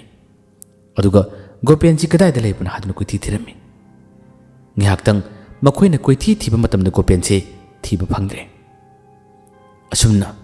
ꯉꯥꯏꯍꯥꯛꯇꯪꯒꯤ ꯃꯅꯨꯡ ꯑꯁꯤꯗ ꯒꯣꯄꯦꯟꯁꯤ ꯀꯗꯣꯝꯗ ꯃꯥꯡꯈꯤꯕꯅꯣ ꯀꯗꯥꯏꯗ ꯂꯣꯠꯈꯤꯕꯅꯣ ꯍꯥꯏꯕ ꯊꯤꯕ ꯐꯪꯗꯕꯗꯒꯤ ꯃꯈꯣꯏꯁꯤꯡ ꯑꯁꯤꯅ ꯀꯣꯏꯔꯥꯎ ꯀꯣꯏꯔꯥꯎ ꯂꯥꯎꯗꯨꯅ ꯃꯅꯤꯡꯂꯣꯝꯗ ꯌꯦꯅꯈꯥ ꯂꯨꯈꯥꯗ ꯊꯣꯛꯇꯨꯅ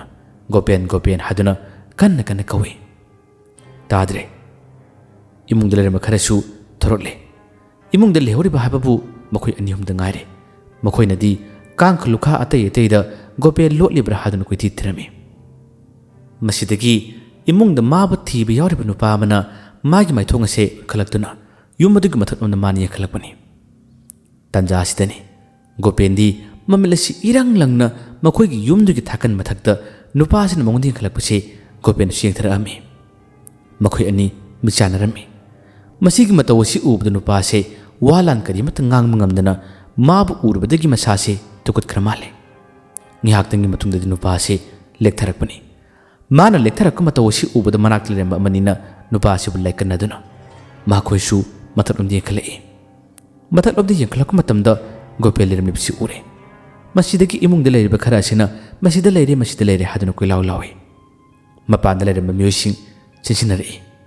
ꯊꯥꯀꯟ ꯃꯊꯛꯇ ꯂꯣꯠꯂꯤꯕ ꯃꯤꯠ ꯈꯥꯅ ꯌꯦꯡꯂꯤꯕ ꯒꯣꯄꯦꯜꯁꯤ ꯃꯈꯣꯏ ꯈꯔꯅ ꯀꯧꯊꯣꯛꯇꯨꯅ ꯃꯈꯣꯏ ꯈꯔꯅ ꯐꯥꯗꯨꯅ ꯌꯨꯝꯗꯨꯒꯤ ꯃꯄꯥꯟꯂꯣꯝꯗ ꯄꯨꯊꯣꯔꯛꯏ꯫ ꯒꯣꯄꯦꯟꯒꯤ ꯃꯑꯣꯡ ꯃꯇꯧ, ꯃꯥꯒꯤ ꯁꯛꯐꯝ, ꯃꯥꯒꯤ ꯃꯤꯠꯌꯦꯡ ꯅꯌꯦꯡ ꯇꯁꯦꯡꯅꯃꯛ ꯑꯀꯤꯕꯒꯤ ꯃꯁꯛꯅꯤ꯫ ꯉꯥꯏꯍꯥꯛꯇꯪꯒꯤ ꯃꯅꯨꯡ ꯑꯁꯤꯗ ꯂꯩꯀꯥꯏ ꯑꯁꯤ ꯃꯤꯅ ꯆꯞ ꯊꯟꯈ꯭ꯔꯦ, ꯄꯨꯡꯊꯟ ꯊꯟꯈ꯭ꯔꯦ꯫ ꯒꯣꯄꯦꯟꯕꯨ ꯃꯤꯑꯣꯏ ꯈꯔꯅ ꯐꯥꯔꯤ, ꯃꯤꯑꯣꯏ ꯈꯔ ꯑꯃꯅꯗꯤ ꯀꯨꯝꯃꯩ ꯌꯦꯡꯕꯗꯧꯅ ꯌꯦꯡꯂꯤ꯫ ꯃꯅꯥꯛꯇ ꯋꯥꯟꯊꯔꯝꯕ ꯅꯨꯄꯥ ꯃꯆꯥ ꯑꯗꯨꯁꯨ ꯒ꯭ꯌꯥꯟ ꯇꯥꯔꯛꯂꯦ꯫ ꯑꯗꯨꯒ ꯒꯣꯄꯦꯟꯅ ꯍꯧꯖꯤꯛ ꯃꯃꯤꯠ ꯑꯁꯤꯅ ꯏꯔꯥꯎ ꯂꯥꯎꯊꯣꯛꯇꯨꯅ ꯌꯦꯡꯂꯤꯕꯁꯤ ꯑꯇꯩ ꯀꯅꯥꯗꯁꯨ ꯅꯠꯇꯦ, ꯃꯥꯒꯤ ꯃꯃꯥ ꯑꯁꯤꯕꯨꯅꯤ꯫ ꯃꯃꯥ ꯑꯁꯤꯕꯨ ꯍꯦꯛ ꯎꯕꯗ ꯑꯇꯩꯅ ꯐꯥꯕ ꯇꯥꯔꯕꯁꯨ ꯃꯥꯒꯤ ꯃꯆꯤꯜ ꯑꯁꯦ ꯀ꯭ꯔꯛ ꯀ꯭ꯔꯛ ꯆꯦꯛꯁꯤꯟꯅꯗꯨꯅ ꯃꯃꯥꯒꯤ ꯃꯈꯧꯔꯤ ꯆꯞꯇꯨꯅ ꯍꯥꯠꯅꯤꯡꯕꯒꯤ ꯃꯑꯣꯡ ꯃꯇꯧ ꯑꯃꯗꯤ ꯑꯗꯨꯝ ꯎꯕ ꯐꯪꯂꯤ꯫ ꯃꯅꯥꯛꯁꯤꯗ ꯍꯧꯖꯤꯛ ꯑꯐꯥꯎꯕ ꯑꯍꯩꯕ ꯃꯥꯏꯕꯁꯨ ꯀꯅꯥ ꯑꯃꯠꯇ ꯂꯩꯕ ꯅꯠꯇꯦ꯫ ꯃꯥꯒꯤ ꯃꯑꯣꯡ ꯃꯇꯧ ꯑꯁꯤꯅꯗꯤ ꯃꯥꯁꯦ ꯂꯥꯏꯇꯤꯟ ꯑꯣꯛꯅꯔꯕ꯭ꯔꯥ, ꯃꯁꯥꯁꯤ ꯀꯩꯅꯣꯝꯃ ꯇꯧꯔꯦ ꯍꯥꯏꯕꯁꯦ ꯈꯔꯅ ꯑꯗꯨꯝ ꯋꯥ ꯍꯥꯏꯅꯕ ꯍꯧꯔꯛꯑꯦ꯫ ꯃꯁꯤꯗꯒꯤ ꯃꯥꯒꯤ ꯈꯪꯅ ꯆꯥꯟꯅꯕꯁꯤꯡ ꯀꯅꯥꯅꯣ ꯃꯥꯏꯕ ꯑꯃꯠꯇ ꯀꯧꯔꯨ, ꯃꯥꯏꯕ ꯑꯍꯩꯕ ꯑꯃꯠꯇ ꯀꯧꯔꯨ ꯍꯥꯏꯕꯗꯒꯤ ꯃꯈꯣꯏ ꯑꯃꯅꯤ ꯆꯦꯟꯗꯨꯅ ꯃꯥꯏꯕ ꯀꯧꯕ ꯆꯠꯈꯤꯕ ꯃꯇꯝꯅꯤ꯫ ꯃꯈꯣꯏ ꯈꯔꯅ ꯒꯣꯄꯦꯜꯁꯦ ꯐꯥꯗꯨꯅ ꯊꯝꯂꯤ꯫ ꯄꯨꯡꯈꯥꯏ ꯑꯃꯔꯣꯝꯒꯤ ꯃꯇꯨꯡꯗꯗꯤ ꯃꯈꯣꯏ ꯈꯨꯜ ꯑꯁꯤꯃꯛꯇꯗ ꯃꯥꯏꯕ ꯂꯥꯛꯂꯔꯦ꯫ ꯑꯗꯨꯒ ꯒꯣꯄꯦꯜꯕꯨ ꯌꯦꯡꯅꯕ ꯍꯣꯠꯅꯩ꯫ ꯃꯥꯏꯕꯁꯤ ꯎꯕ ꯃꯇꯝ ꯑꯁꯤꯗ ꯒꯣꯄꯦꯜ ꯍꯦꯟꯅ ꯁꯥꯎꯕꯅ ꯀꯩꯅꯣꯝꯃ ꯇꯧꯈꯤꯔꯝꯃꯤ꯫ ꯃꯥꯏꯕꯁꯤꯗꯤ ꯑꯅꯧꯕ ꯑꯇꯣꯞꯄ ꯃꯥꯏꯕ ꯑꯃꯅꯤ, ꯅꯨꯡꯉꯣꯟꯕꯤ ꯈꯣꯏꯒꯤ ꯂꯩꯀꯥꯏꯒꯤ ꯃꯥꯏꯕꯗꯨ ꯅꯠꯇꯦ꯫ ꯃꯥꯏꯕꯁꯤꯁꯨ ꯒꯣꯄꯦꯟꯁꯤ ꯃꯌꯥꯝꯅ ꯐꯥꯔꯒ ꯊꯝꯂꯤꯉꯩ ꯃꯇꯝ ꯑꯁꯤꯗ ꯃꯥꯒꯤ ꯈꯨꯠꯂꯥꯏꯁꯤꯡ, ꯃꯥꯒꯤ ꯄꯣꯠꯆꯩꯁꯤꯡ ꯄꯨꯊꯣꯛꯏ꯫ ꯑꯗꯨꯒ ꯇꯥꯏꯔꯦꯟ ꯃꯁꯥ ꯄꯨꯊꯣꯛꯇꯨꯅ ꯏꯁꯤꯡ ꯑꯁꯦꯡꯕ ꯈꯔ ꯂꯧꯔꯨꯔꯒ ꯒꯣꯄꯦꯟꯒꯤ ꯃꯁꯥꯗ ꯀꯜꯂꯔꯦ, ꯑꯗꯨꯒ ꯋꯥ ꯍꯪꯕ ꯍꯧꯔꯛꯏ꯫ ꯒꯣꯄꯦꯟ ꯀꯔꯤꯃꯠꯇ ꯈꯨꯝꯃꯨ ꯍꯥꯏꯕ ꯌꯥꯗꯦ, ꯑꯅꯝ ꯌꯥꯝꯅ ꯀꯟꯗꯨꯅ ꯈꯥꯡꯉꯤ꯫ ꯃꯅꯥꯛꯇ ꯌꯦꯡꯉꯝꯕ ꯑꯇꯩꯁꯨ ꯅꯨꯃꯤꯗꯥꯡꯒꯤ ꯃꯇꯝꯅꯒ ꯑꯣꯏꯔꯦ꯫ ꯒꯣꯄꯦꯟꯒꯤ ꯁꯞꯇ꯭ꯔ, ꯃꯥꯒꯤ ꯁꯛꯐꯝ ꯀꯥꯏꯔꯕ ꯃꯑꯣꯡ ꯃꯇꯧꯁꯤꯡꯁꯤ ꯎꯕꯗ ꯑꯀꯤꯕ ꯍꯦꯟꯕꯗꯒꯤ ꯃꯈꯣꯏ ꯈꯔ ꯑꯃꯁꯨ ꯃꯥꯒꯤ ꯃꯌꯨꯝ ꯇꯝꯕ ꯆꯠꯅꯈꯤ꯫ ꯃꯁꯤꯗ ꯂꯩꯍꯧꯔꯤꯕ ꯍꯥꯏꯕꯕꯨ ꯊꯧꯅꯥ ꯐꯕꯅꯤ ꯍꯥꯏꯔꯤꯕ ꯃꯈꯣꯏ ꯅꯨꯄꯥ ꯈꯔꯁꯤꯗ ꯃꯉꯥꯏꯔꯦ꯫ ꯃꯥꯏꯕꯁꯤꯅ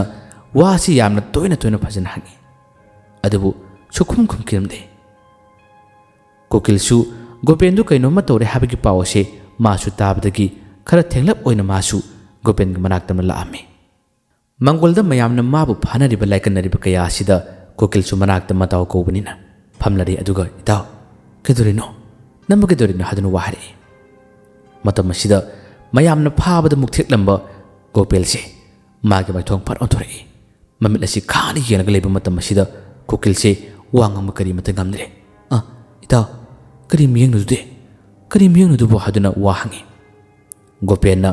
ꯉꯁꯥꯏꯃꯛꯀꯤ ꯋꯥ ꯉꯥꯡꯂꯝꯗꯕꯗꯣ ꯍꯟꯗꯛꯇꯤ ꯋꯥ ꯉꯥꯡꯂꯛꯏ꯫ ꯊꯋꯥꯏ ꯃꯥꯡꯅꯤꯡꯗ꯭ꯔꯕꯗꯤ ꯃꯐꯝ ꯑꯁꯤꯗ ꯆꯠꯈꯣ, ꯅꯊ꯭ꯋꯥꯏꯗꯨ ꯂꯧꯔꯥ ꯍꯥꯏꯗꯨꯅ ꯍꯥꯏꯔꯛꯏ꯫ ꯃꯁꯤꯒꯤ ꯋꯥꯁꯤ ꯇꯥꯕꯗ ꯀꯣꯀꯤꯜ ꯈꯪꯀꯤ ꯀꯤꯔꯝꯃꯤ꯫ ꯑꯃꯨꯛꯇ ꯐꯥꯎꯕ ꯂꯣꯏꯅꯔꯛꯄ ꯇꯤꯟꯅꯔꯛꯄ ꯃꯇꯝꯗ ꯃꯥꯒꯤ ꯃꯔꯨꯞ ꯒꯣꯄꯦꯟꯅ ꯑꯁꯤꯒꯨꯝꯕ ꯋꯥꯁꯦ ꯉꯥꯡꯈꯤꯕ ꯂꯩꯕ ꯅꯠꯇꯦ꯫ ꯑꯗꯨꯕꯨ ꯉꯁꯤ ꯃꯤꯀꯨꯞ ꯑꯁꯤꯗ ꯅꯊ꯭ꯋꯥꯏꯗꯨ ꯂꯧꯔꯥ ꯍꯥꯏꯔꯛꯄꯁꯤꯗ ꯍꯦꯟꯅ ꯀꯤꯔꯝꯃꯤ꯫ ꯃꯅꯥꯛꯇ ꯂꯩꯔꯤꯕ ꯃꯥꯕꯨ ꯌꯦꯡꯅꯕ ꯐꯅꯕ ꯍꯣꯠꯅꯔꯤꯕ ꯃꯥꯏꯕꯁꯤꯅ ꯍꯥꯏꯁꯨꯅꯨꯗ ꯉꯥꯏꯍꯥꯛꯀꯤ ꯃꯇꯨꯡꯗꯗꯤ ꯃꯍꯥꯛꯁꯦ ꯃꯔꯣꯟ ꯆꯨꯝꯂꯒꯗꯕꯅꯤ꯫ ꯑꯩꯒꯤ ꯄꯣꯠꯆꯩꯁꯤꯡ ꯑꯁꯤꯗ ꯌꯦꯡꯕ ꯂꯣꯏꯈꯤꯁꯅꯨ, ꯍꯥꯏꯁꯨꯅꯨ, ꯅꯈꯣꯏ ꯀꯔꯤꯃꯠꯇ ꯀꯤꯒꯅꯨ, ꯐꯥꯔꯤꯕ ꯅꯈꯣꯏꯁꯨ ꯆꯦꯛꯁꯤꯟꯅ ꯐꯥꯎꯀꯣ ꯍꯥꯏꯔꯤ꯫ ꯃꯅꯥꯛꯇ ꯃꯄꯤ ꯁꯨꯠ ꯇꯥꯗꯨꯅ ꯒꯣꯄꯦꯟꯒꯤ ꯃꯃꯥꯅ ꯑꯣꯖꯥ ꯑꯃꯨꯛꯇ ꯐꯍꯟꯕꯤꯌꯨ, ꯏꯆꯥꯅꯨꯄꯥꯁꯦ ꯑꯁꯨꯝꯅ ꯑꯃꯨꯛꯇ ꯇꯧꯕ ꯅꯠꯇꯦ, ꯑꯃꯨꯛꯇ ꯐꯍꯟꯕꯤꯌꯨ ꯍꯥꯏꯗꯨꯅ ꯊꯋꯥꯏ ꯌꯥꯝꯅ ꯋꯥꯅ ꯄꯥꯈꯟ ꯍꯥꯏꯖꯔꯤ꯫ ꯃꯥꯏꯕꯁꯤꯅ ꯀꯩꯁꯨꯝ ꯇꯧꯔꯣꯏ, ꯐꯔꯒꯗꯕꯅꯤ ꯍꯥꯏꯗꯨꯅ ꯃꯥꯅ ꯌꯦꯡꯕ ꯍꯧꯔꯛꯏ꯫ ꯋꯥ ꯌꯥꯝꯅ ꯍꯪꯕꯣꯔꯛꯏ ꯑꯅꯝ ꯌꯥꯝꯅ ꯀꯟꯕ ꯀꯔꯤꯃꯠꯇ ꯄꯥꯎꯈꯨꯝ ꯄꯤꯌꯨ ꯌꯥꯔꯝꯗꯕ ꯒꯣꯄꯦꯟꯁꯦ ꯃꯥꯏꯕꯁꯤꯅ ꯂꯥꯏ ꯆꯪꯕ ꯂꯥꯏ ꯇꯣꯡꯕ ꯃꯇꯝ ꯑꯁꯤꯗ ꯃꯥꯅ ꯋꯥ ꯍꯪꯕꯗ ꯁꯤꯖꯤꯟꯅꯕ ꯈꯨꯠꯂꯥꯏ ꯑꯃꯈꯛ ꯂꯩ ꯃꯁꯤꯒꯤ ꯈꯨꯠꯂꯥꯏ ꯑꯁꯤꯅꯅꯤ ꯃꯥꯒꯤ ꯃꯁꯥꯁꯤꯗ ꯅꯝꯕ ꯃꯥꯒꯤ ꯈꯨꯖꯤꯟ ꯈꯨꯌꯥ ꯃꯐꯝ ꯑꯇꯩꯗ ꯊꯦꯡꯕ ꯃꯇꯝ ꯑꯁꯤꯗ ꯃꯥꯁꯦ ꯆꯩꯅꯥ ꯐꯥꯎꯔꯗꯨꯅ ꯑꯌꯣ ꯑꯌꯣ ꯀꯟꯅ ꯂꯥꯎꯔꯗꯨꯅ ꯑꯩ ꯍꯥꯏꯔꯒꯦ ꯍꯥꯏꯗꯨꯅ ꯍꯦꯛꯇ ꯍꯥꯏꯕ ꯍꯧꯔꯛꯏ ꯃꯁꯤꯒꯤ ꯃꯇꯧ ꯑꯁꯤ ꯃꯅꯥꯛꯇ ꯂꯩꯔꯤꯕ ꯑꯎꯕꯁꯤꯡ ꯑꯗꯨꯅꯗꯤ ꯄꯪꯀꯤꯗ ꯀꯤꯔꯝꯃꯤ ꯀꯤꯔꯕꯁꯨ ꯃꯥꯏꯕꯁꯤꯅ ꯅꯥꯟꯊꯣꯛꯍꯟꯕ ꯌꯥꯗꯦ ꯀꯟꯅ ꯐꯥꯖꯤꯜꯂꯨ ꯍꯥꯏꯕꯗꯒꯤ ꯑꯗꯨꯝ ꯐꯥꯔꯒ ꯊꯝꯃꯤ ꯃꯁꯤꯗ ꯍꯥꯏꯔꯒ ꯑꯗꯨꯝ ꯋꯥꯁꯦ ꯅꯥꯀꯜ ꯑꯃꯗ ꯊꯩꯗꯣꯛꯂꯒ ꯄꯥꯎꯈꯨꯝ ꯁꯨꯡꯄꯤ ꯄꯤꯗꯦ ꯀꯔꯤꯒꯤꯗꯃꯛꯇ ꯅꯪ ꯑꯁꯤꯗ ꯂꯥꯛꯂꯤꯕꯅꯣ ꯅꯨꯄꯥꯁꯤꯗ ꯅꯪ ꯀꯔꯝꯅ ꯆꯪꯂꯤꯕꯅꯣ ꯀꯗꯥꯏꯗ ꯊꯦꯡꯅꯕꯅꯣ ꯍꯥꯏꯗꯨꯅ ꯍꯪꯉꯤ ꯅꯍꯥꯛꯁꯦ ꯅꯨꯄꯥꯔ ꯅꯨꯄꯤꯔ ꯈꯨꯝꯃꯨ ꯍꯥꯏꯕ ꯐꯥꯎꯕ ꯁꯨꯈꯨꯝ ꯈꯨꯝꯗꯕꯅꯤ ꯍꯥꯏꯗꯣꯛꯀꯅꯤ ꯇꯥꯛꯊꯣꯛꯀꯅꯤ ꯍꯥꯏꯔꯒ ꯄꯥꯎꯈꯨꯝ ꯁꯨꯡꯄꯤ ꯄꯤꯗꯦ ꯅꯥꯀꯜ ꯑꯃꯗ ꯊꯩꯗꯣꯛꯇꯨꯅ ꯋꯥꯁꯦ ꯈꯨꯝꯗꯅꯕ ꯇꯥꯛꯇꯅꯕ ꯍꯣꯠꯅꯩ ꯃꯥꯏꯕꯁꯤꯅ ꯃꯥꯒꯤ ꯃꯍꯩ ꯆꯦꯜꯂꯕ ꯈꯨꯠꯂꯥꯏꯁꯤꯡ ꯑꯁꯤꯅ ꯒꯣꯄꯦꯟꯒꯤ ꯃꯁꯥꯗ ꯅꯝꯗꯨꯅ ꯋꯥꯁꯦ ꯍꯪꯕ ꯃꯇꯝ ꯑꯁꯤꯗ ꯒꯣꯄꯦꯟꯁꯦ ꯍꯟꯗꯃꯨꯛꯇꯤ ꯈꯥꯡꯕ ꯉꯝꯗ꯭ꯔꯦ ꯃꯐꯝ ꯑꯁꯤꯗꯒꯤ ꯅꯥꯟꯊꯣꯛꯇꯨꯅ ꯆꯦꯟꯅꯕ ꯍꯣꯠꯅꯩ ꯄꯥꯎꯈꯨꯝ ꯑꯁꯦꯡꯕꯗꯤ ꯃꯥꯅ ꯄꯤꯔꯝꯗꯦ ꯍꯥꯏꯗꯣꯛꯂꯒꯦ ꯍꯥꯏꯗꯨꯅ ꯃꯍꯥꯛꯁꯦ ꯇꯧꯁꯤꯟꯅꯔꯝꯂꯒ ꯆꯦꯟꯒꯦ ꯇꯧꯏ ꯃꯌꯥꯝꯅ ꯐꯥꯕꯅꯤꯅ ꯃꯥꯁꯦ ꯆꯦꯟꯕ ꯉꯝꯗꯦ ꯃꯉꯣꯟꯗ ꯄꯤꯔꯛꯄ ꯆꯩꯅꯥ ꯑꯗꯨꯗꯤ ꯌꯥꯝꯅ ꯀꯟꯅ ꯋꯥꯕ ꯍꯥꯏꯕꯗꯨ ꯑꯣꯏꯕꯅꯤꯅ ꯑꯩꯅ ꯃꯥꯕꯨ ꯊꯦꯡꯅꯕ ꯃꯐꯝꯗꯨ ꯇꯥꯛꯂꯒꯦ ꯃꯐꯝ ꯑꯗꯨꯗ ꯑꯩ ꯆꯠꯀꯦ ꯑꯩꯕꯨ ꯐꯥꯔꯤꯕꯁꯤ ꯊꯥꯗꯣꯛꯑꯣ ꯑꯩꯒ ꯃꯥꯒ ꯎꯅꯐꯝꯗꯨꯗ ꯑꯩ ꯆꯠꯀꯦ ꯍꯥꯏꯗꯨꯅ ꯍꯥꯏꯔꯛꯏ ꯋꯥꯗꯨ ꯍꯥꯏꯔꯛꯄꯗ ꯃꯥꯏꯕꯁꯤꯁꯨ ꯈꯔ ꯊꯥꯖꯔꯝꯃꯤ ꯃꯥꯕꯨ ꯐꯥꯔꯤꯕꯁꯤꯡ ꯑꯗꯨꯗ ꯊꯥꯗꯣꯛꯑꯣ ꯍꯥꯏꯗꯨꯅ ꯇꯞꯅ ꯊꯥꯗꯣꯛꯍꯜꯂꯤ ꯃꯥꯏꯕꯁꯤꯅ ꯃꯌꯥꯝꯅ ꯍꯥꯏꯔꯝꯃꯤ ꯃꯥꯅ ꯆꯦꯜꯂꯤꯕꯁꯦ ꯆꯦꯟꯅꯤꯡꯕ ꯆꯦꯟꯁꯤꯅꯨ ꯃꯥꯅ ꯆꯦꯟꯕ ꯃꯇꯝꯗ ꯅꯈꯣꯏꯅ ꯇꯨꯡꯂꯒ ꯇꯥꯟꯅꯧ ꯃꯐꯝ ꯑꯃꯗ ꯃꯥꯁꯤ ꯇꯨꯒꯅꯤ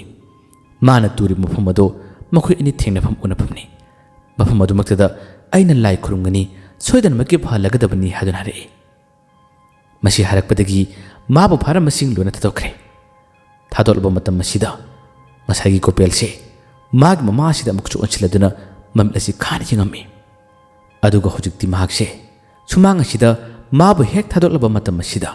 ꯌꯥꯡ ꯊꯦꯛꯄ ꯃꯈꯩ ꯃꯥꯗꯤ ꯀꯟꯅ ꯆꯦꯟꯈꯤꯔꯝꯃꯤ ꯃꯥꯏꯕꯁꯤꯅꯁꯨ ꯃꯅꯥꯛꯇ ꯂꯩꯔꯤꯕ ꯑꯇꯩꯗ ꯃꯥꯕꯨ ꯇꯥꯜꯂꯨ ꯁꯣꯏꯗꯅꯃꯛꯀꯤ ꯇꯨꯒꯅꯤ ꯇꯨꯕꯗꯣ ꯃꯐꯝ ꯆꯥꯅ ꯅꯈꯣꯏꯅ ꯁꯦꯟꯅꯒꯗꯕꯅꯤ ꯍꯥꯏꯗꯨꯅ ꯋꯥ ꯍꯥꯏꯕꯅꯤ ꯑꯗꯨꯕꯨ ꯑꯁꯨꯛꯀꯤ ꯃꯇꯤꯛ ꯌꯥꯡꯅ ꯆꯦꯟꯈꯤꯕꯁꯤꯅ ꯃꯅꯥꯛꯇ ꯂꯩꯔꯝꯕ ꯂꯩꯀꯥꯏꯒꯤ ꯃꯤꯑꯣꯏꯁꯤꯡ ꯑꯁꯤꯅ ꯃꯥꯕꯨ ꯇꯥꯟꯅꯕ ꯃꯥꯕꯨ ꯐꯥꯅꯕ ꯍꯣꯠꯅꯕꯗ ꯑꯋꯥꯕ ꯑꯣꯏꯈꯤ ꯅꯨꯃꯤꯗꯥꯡ ꯑꯃꯝꯕꯅꯒ ꯑꯣꯏꯔꯦ ꯃꯩꯔꯥ ꯊꯥꯟꯗꯨꯅ ꯇꯥꯟꯕꯗꯤ ꯅꯠꯇꯕꯅꯤꯅ ꯒꯣꯄꯦꯟꯁꯦ ꯈꯔ ꯆꯦꯜꯂꯝꯂꯒ ꯀꯗꯥꯏꯗ ꯂꯣꯠꯈꯤꯕꯅꯣ ꯀꯗꯥꯏꯗ ꯂꯩꯈꯤꯕꯅꯣ ꯍꯥꯏꯕ ꯊꯤꯕ ꯐꯪꯈꯤꯗꯕꯅꯤ ꯃꯥꯏꯕꯁꯤꯁꯨ ꯃꯥꯒꯤ ꯈꯨꯠꯂꯥꯏꯁꯤꯡ ꯃꯥꯒꯤ ꯄꯣꯠꯆꯩꯁꯤꯡ ꯄꯥꯏꯗꯨꯅ ꯇꯥꯜꯂꯣ ꯀꯗꯥꯏꯗ ꯂꯩꯕꯅꯣ ꯌꯦꯡꯉꯨ ꯍꯥꯏ ꯑꯗꯨꯕꯨ ꯑꯍꯤꯡꯒꯤ ꯃꯇꯝ ꯑꯁꯤꯗ ꯒꯣꯄꯦꯟꯁꯦ ꯊꯤꯕ ꯐꯪꯈꯤꯔꯝꯗꯦ ꯀꯣꯀꯤꯟꯁꯨ ꯆꯦꯟꯕ ꯇꯥꯟꯅꯕ ꯌꯥꯎꯏ ꯃꯥꯁꯨ ꯊꯤꯕ ꯌꯥꯎꯔꯤꯕꯅꯤ ꯐꯪꯗ꯭ꯔꯦ ꯃꯁꯤꯗ ꯌꯨꯝꯁꯤꯗ ꯂꯩꯍꯧꯔꯤꯕ ꯍꯥꯏꯕꯕꯨ ꯃꯥꯒꯤ ꯃꯃꯥ ꯃꯅꯥꯛꯇ ꯌꯨꯝꯊꯪꯅꯕꯁꯤꯡꯒꯤ ꯃꯧ ꯑꯃꯅꯤ ꯑꯗꯨ ꯃꯉꯥꯏ ꯅꯨꯄꯥ ꯂꯩꯔꯝꯕ ꯑꯇꯩꯗꯤ ꯂꯣꯏꯅ ꯆꯦꯟꯅꯈ꯭ꯔꯕꯅꯤ ꯑꯁꯣꯝꯗ ꯃꯌꯥꯝ ꯑꯁꯤꯅ ꯀꯣꯏꯆꯦꯟ ꯆꯦꯟꯅꯗꯨꯅ ꯒꯣꯄꯦꯟꯕꯨ ꯐꯪꯅꯕ ꯊꯤꯔꯤꯉꯩ ꯃꯇꯝ ꯑꯁꯤꯗ ꯑꯁꯣꯝꯗꯗꯤ ꯃꯃꯥꯁꯨ ꯌꯥꯝꯅ ꯄꯥꯈꯠꯂꯤ ꯂꯩꯔꯤꯕ ꯂꯩꯀꯥꯏ ꯑꯗꯨꯒꯤ ꯃꯧ ꯅꯍꯥ ꯑꯇꯩꯁꯨ ꯌꯥꯝꯅ ꯀꯤꯔꯝꯃꯤ ꯀꯩꯅꯣ ꯇꯧꯔꯤꯁꯤꯕꯣ ꯑꯃꯨꯛꯀ ꯇꯧꯗꯕ ꯃꯑꯣꯡ ꯑꯁꯤꯕꯨ ꯀꯔꯤꯅꯣ ꯍꯥꯏꯗꯨꯅ ꯃꯈꯣꯏꯁꯦ ꯀꯤꯕꯗꯒꯤ ꯋꯥꯔꯤ ꯁꯥꯟꯅꯩ ꯋꯥꯔꯤ ꯉꯥꯡꯅꯩ ꯑꯁꯨꯝꯅ ꯃꯈꯣꯏꯅ ꯁꯨꯃꯥꯡꯗ ꯃꯈꯣꯏ ꯄꯨꯟꯅ ꯇꯥꯁꯤꯟꯅꯗꯨꯅ ꯑꯇꯩꯁꯤꯡ ꯊꯤꯕ ꯆꯠꯈꯤꯕꯗꯣ ꯃꯈꯣꯏꯅ ꯂꯥꯛꯄ ꯉꯥꯏꯔꯤꯉꯩ ꯇꯟꯖꯥꯁꯤꯗꯁꯨ ꯑꯃꯨꯛ ꯍꯟꯅ ꯒꯣꯄꯦꯟꯗꯤ ꯑꯁꯣꯝꯗꯒꯤ ꯀꯣꯏꯅ ꯆꯦꯟꯈ꯭ꯔꯒ ꯃꯥꯗꯤ ꯑꯁꯣꯝꯗ ꯐꯥꯎꯔꯒ ꯂꯥꯛꯄ ꯑꯣꯏꯔꯝꯂꯦ ꯃꯍꯥꯛꯅ ꯂꯣꯟꯅ ꯂꯥꯛꯄꯁꯦ ꯀꯅꯥꯃꯠꯇꯅ ꯎꯗ꯭ꯔꯤ ꯀꯅꯥꯃꯠꯇꯅ ꯈꯪꯗ꯭ꯔꯤ ꯃꯅꯥꯛꯇ ꯂꯩꯔꯤꯕ ꯃꯧ ꯈꯔ ꯃꯈꯣꯏꯁꯦ ꯀꯤꯗꯨꯅ ꯇꯥꯁꯤꯟꯅꯔꯤ ꯑꯗꯨꯒ ꯆꯠꯄꯗ ꯀꯌꯥ ꯀꯟꯅ ꯉꯝꯗ꯭ꯔꯕ ꯑꯍꯜ ꯑꯃꯅꯤꯁꯨ ꯃꯅꯥꯛꯇ ꯂꯩꯔꯤꯕꯅꯤ ꯃꯈꯣꯏꯁꯦ ꯄꯨꯟꯅ ꯃꯅꯥꯛ ꯅꯛꯅ ꯂꯩꯕ ꯅꯠꯇꯦ ꯑꯇꯩꯗꯤ ꯈꯔ ꯂꯥꯞꯊꯣꯛꯅꯔꯤ ꯃꯁꯤꯒꯨꯝꯕ ꯇꯥꯟꯖꯥꯁꯤꯗ ꯑꯃꯨꯛ ꯍꯟꯅ ꯒꯣꯄꯦꯜꯁꯦ ꯆꯨꯡꯁꯤꯜꯂꯛꯏ ꯃꯥꯏꯀꯩ ꯁꯂꯥꯏ ꯈꯪꯗꯅ ꯃꯥꯅ ꯆꯨꯡꯁꯤꯜꯂꯛꯄꯅꯤ ꯑꯗꯨꯒ ꯃꯥꯒꯤ ꯃꯃꯥ ꯑꯣꯏꯔꯤꯕꯤ ꯑꯁꯤꯕꯨ ꯑꯃꯨꯛꯀꯁꯨ ꯃꯥꯅ ꯅꯝꯊꯨꯗꯨꯅ ꯃꯈꯣꯔꯤ ꯆꯞꯈꯤꯔꯝꯃꯤ ꯑꯁꯨꯝꯅ ꯃꯥꯅ ꯃꯈꯣꯔꯤ ꯆꯞꯄ ꯃꯇꯝ ꯑꯁꯤꯗ ꯃꯃꯥꯁꯦ ꯍꯦꯛꯇ ꯁꯣꯔ ꯍꯣꯟꯕ ꯋꯥꯗꯨꯅ ꯂꯩꯃꯥꯏꯗ ꯊꯔꯣ ꯑꯣꯜꯂꯤ ꯃꯅꯥꯛꯇ ꯂꯩꯔꯝꯕ ꯃꯧꯁꯤꯡꯁꯨ ꯑꯗꯨꯝꯅ ꯈꯪꯆꯣꯡ ꯆꯣꯡꯁꯤꯜꯂꯛꯂꯒ ꯒꯣꯄꯦꯟꯅ ꯅꯝꯈꯤꯕ ꯃꯇꯧ ꯑꯁꯤꯗ ꯃꯈꯣꯏꯁꯨ ꯀꯤꯕꯗꯒꯤ ꯀꯟꯕꯗꯤ ꯂꯥꯏꯗꯅ ꯃꯈꯣꯏꯁꯦ ꯍꯧ ꯊꯥꯗꯨꯅ ꯆꯦꯟꯕꯅꯤ ꯑꯍꯜ ꯑꯃꯅꯤ ꯂꯩꯕꯗꯨꯅ ꯃꯈꯣꯏ ꯆꯪꯁꯤꯜꯂꯛꯇꯨꯅ ꯒꯣꯄꯦꯟꯒꯤ ꯃꯈꯨꯠꯅ ꯆꯞꯂꯤꯕꯁꯦ ꯌꯥꯝꯅ ꯀꯟꯅ ꯑꯃꯨꯛ ꯊꯣꯛꯇꯨꯅ ꯃꯃꯥ ꯑꯁꯤꯕꯨꯗꯤ ꯎꯆꯤꯟꯅꯥꯆꯤꯟꯅ ꯀꯟꯈꯤꯔꯝꯃꯤ ꯑꯁꯨꯝꯅ ꯆꯠꯂꯝꯂꯒ ꯑꯃꯨꯛꯀꯁꯨ ꯒꯣꯄꯦꯟꯁꯦ ꯃꯐꯝ ꯑꯁꯤꯗꯒꯤ ꯃꯥꯡꯈꯤꯕꯅꯤ ꯃꯧꯁꯤꯡ ꯑꯃꯗꯤ ꯂꯩꯀꯥꯏꯒꯤ ꯑꯍꯜꯁꯤꯡ ꯑꯗꯨꯅ ꯀꯣꯏꯔꯥꯎ ꯂꯥꯎꯏ ꯑꯁꯣꯝꯗ ꯂꯩꯔꯦ ꯍꯥꯏꯗꯨꯅ ꯑꯁꯣꯝꯗ ꯆꯦꯜꯂꯨꯕ ꯐꯪꯗꯕꯗꯒꯤ ꯀꯪꯉꯥꯎꯅꯕ ꯑꯃꯅꯤꯗꯣ ꯃꯈꯣꯏꯁꯨ ꯄꯥꯎ ꯇꯥꯕꯗꯒꯤ ꯌꯨꯝꯂꯣꯝꯗ ꯂꯩꯔ ꯃꯥꯜꯂꯦ ꯍꯥꯏꯗꯨꯅ ꯃꯈꯣꯏꯁꯦ ꯆꯦꯟꯁꯤꯜꯂꯛꯄ ꯃꯇꯝꯗꯗꯤ ꯃꯐꯝ ꯑꯁꯤꯗꯁꯨ ꯒꯣꯄꯦꯟꯁꯦ ꯂꯩꯔꯝꯗ꯭ꯔꯦ ꯃꯥꯏꯕꯗꯨꯁꯨ ꯃꯐꯝ ꯑꯁꯤꯗ ꯂꯩꯔꯦ ꯂꯩꯀꯥꯏꯒꯤ ꯊꯧꯅꯥ ꯐꯕ ꯅꯍꯥꯁꯤꯡ ꯅꯨꯄꯥꯁꯤꯡ ꯑꯗꯨꯅ ꯀꯗꯣꯝ ꯆꯠꯈ꯭ꯔꯕ ꯍꯥꯏꯗꯨꯅ ꯃꯈꯣꯏꯅ ꯐꯤꯡꯅ ꯋꯥ ꯍꯪꯉꯤ꯫ ꯃꯇꯝ ꯑꯁꯤꯗ ꯃꯅꯥꯛꯇꯨꯗ ꯂꯩꯔꯤꯕ ꯑꯃꯅꯤꯅ ꯋꯥꯔꯤꯁꯤꯡ ꯑꯁꯤ ꯂꯣꯏꯅ ꯇꯝꯊꯣꯔꯛꯏ ꯍꯥꯏꯗꯣꯔꯛꯏ꯫ ꯑꯀꯤꯕꯒꯤ ꯃꯇꯧ ꯑꯣꯏꯔꯕ ꯒꯣꯄꯦꯟꯅ ꯆꯣꯡꯁꯤꯜꯂꯛꯄ, ꯃꯃꯥꯅ ꯆꯞꯂꯝꯕ, ꯑꯗꯨꯒ ꯑꯃꯨꯛ ꯍꯟꯅ ꯃꯐꯝ ꯑꯁꯤꯗꯒꯤ ꯅꯥꯟꯊꯣꯛꯇꯨꯅ ꯆꯦꯟꯈꯤꯕꯒꯤ ꯋꯥꯔꯤ ꯈꯨꯗꯤꯡꯃꯛꯁꯤꯡ ꯑꯁꯤ ꯂꯣꯏꯅ ꯇꯝꯂꯝꯃꯤ꯫ ꯆꯦꯟꯈꯤꯕ ꯃꯥꯏꯀꯩꯁꯨ ꯇꯥꯛꯂꯝꯃꯤ꯫ ꯃꯥꯏꯀꯩꯗꯨ ꯇꯥꯛꯄꯗꯒꯤ ꯑꯃꯨꯛ ꯍꯟꯅ ꯂꯩꯀꯥꯏꯗꯨꯒꯤ ꯊꯧꯅꯥ ꯐꯕ ꯃꯈꯣꯏꯁꯤꯡ ꯑꯗꯨ ꯒꯣꯄꯦꯟꯕꯨ ꯐꯥꯅꯕ ꯃꯥꯕꯨ ꯇꯥꯅꯕ ꯆꯠꯈꯤꯔꯝꯃꯤ꯫ ꯃꯥꯏꯕꯁꯤꯁꯨ ꯁꯨꯃꯥꯡ ꯑꯁꯤꯗ ꯉꯥꯏꯍꯥꯛꯇꯪ ꯂꯦꯞꯂꯒ ꯀꯔꯝꯕ ꯂꯥꯏꯅꯣ, ꯀꯔꯝꯕ ꯁꯔꯣꯏꯃꯛꯇꯗꯤ ꯑꯣꯏꯔꯤꯒꯕ ꯑꯁꯨꯝꯅ ꯇꯧꯔꯤꯕꯁꯤꯕꯣ? ꯈꯪꯉꯅꯤ, ꯁꯔꯣꯏ ꯃꯥꯅ ꯇꯥꯏꯕꯪ ꯃꯤꯗ ꯀꯌꯥꯝ ꯀꯨꯏꯅ ꯑꯣꯠꯄ ꯉꯝꯒꯅꯤ? ꯌꯦꯡꯅꯕ ꯇꯥꯕꯅꯤ꯫ ꯑꯁꯨꯝꯅ ꯃꯥꯏꯕꯁꯦ ꯁꯨꯃꯥꯡꯁꯤꯗ ꯈꯨꯇꯨꯝꯁꯤꯡꯗꯨꯅ ꯌꯥꯝꯅ ꯆꯥꯛꯅ ꯈꯥꯡꯂꯤ꯫ ꯒꯣꯄꯦꯟꯒꯤ ꯃꯁꯥꯗ ꯆꯪꯂꯤꯕ ꯂꯥꯏ ꯑꯁꯤꯅ ꯃꯥꯕꯨ ꯅꯝꯊꯥꯛ ꯇꯧꯔꯝꯕ ꯃꯥꯒꯤ ꯂꯩꯐꯝ ꯑꯣꯛꯅꯐꯝ ꯑꯗꯨ ꯇꯥꯛꯀꯦ ꯍꯥꯏꯗꯨꯅ ꯇꯧꯁꯤꯟꯅꯔꯝꯂꯒ ꯃꯃꯥꯅꯁꯨ ꯑꯃꯨꯛ ꯍꯟꯅ ꯍꯥꯠꯅꯕ ꯍꯣꯠꯅꯔꯝꯕ ꯀꯌꯥ ꯑꯁꯤꯗ ꯃꯥꯏꯕꯁꯤꯅ ꯌꯥꯝꯅ ꯁꯥꯎꯕꯅꯤ꯫ ꯋꯥꯔꯤ ꯑꯁꯤ ꯃꯇꯝ ꯀꯨꯏꯅ ꯂꯦꯞꯅꯕꯒꯤꯗꯃꯛꯇ ꯄꯥꯔꯠ 1ꯗꯒꯤꯅ 3 ꯐꯥꯎꯕ ꯄꯨꯟꯅ ꯄꯨꯟꯁꯤꯜꯂꯒ ꯑꯃꯨꯛ ꯍꯟꯅ ꯊꯥꯕꯅꯤ꯫ ꯃꯇꯨꯡꯗꯒꯤꯗꯤ ꯂꯦꯞꯆꯔꯣꯏ꯫ ꯑꯗꯨꯒ ꯂꯣꯏꯁꯤꯜꯂꯛꯄꯁꯤꯗ ꯃꯌꯥꯝꯅ ꯍꯪꯖꯅꯤꯡꯕꯗꯤ ꯒꯣꯄꯦꯟꯒꯤ ꯃꯁꯥꯗ ꯆꯪꯂꯤꯕ ꯊꯋꯥꯏ ꯑꯁꯤꯅ ꯑꯇꯣꯞꯄꯗ ꯀꯔꯤꯃꯠꯇ ꯂꯥꯟꯗꯥꯗ꯭ꯔꯒ ꯃꯥꯒꯤ ꯃꯃꯥꯗ ꯈꯛꯇ ꯑꯇꯝꯅꯅ ꯂꯥꯟꯗꯥꯔꯤꯕꯁꯦ ꯀꯔꯤ ꯃꯔꯝꯒꯤꯗꯃꯛꯇ ꯃꯥꯟꯕꯒꯦ? ꯃꯌꯥꯝꯒꯤ ꯋꯥꯈꯜꯗ ꯐꯥꯎꯕꯤꯔꯛꯄꯁꯤꯡꯁꯨ ꯀꯃꯦꯟꯗ ꯍꯥꯏꯕꯤꯔꯝꯃꯨ꯫ ꯃꯌꯥꯝꯕꯨ ꯑꯔꯣꯏꯕꯗ ꯗꯥꯟ ꯈꯨꯃꯟꯅ ꯑꯃꯨꯛ ꯍꯟꯅ ꯈꯨꯔꯨꯝꯖꯔꯤ꯫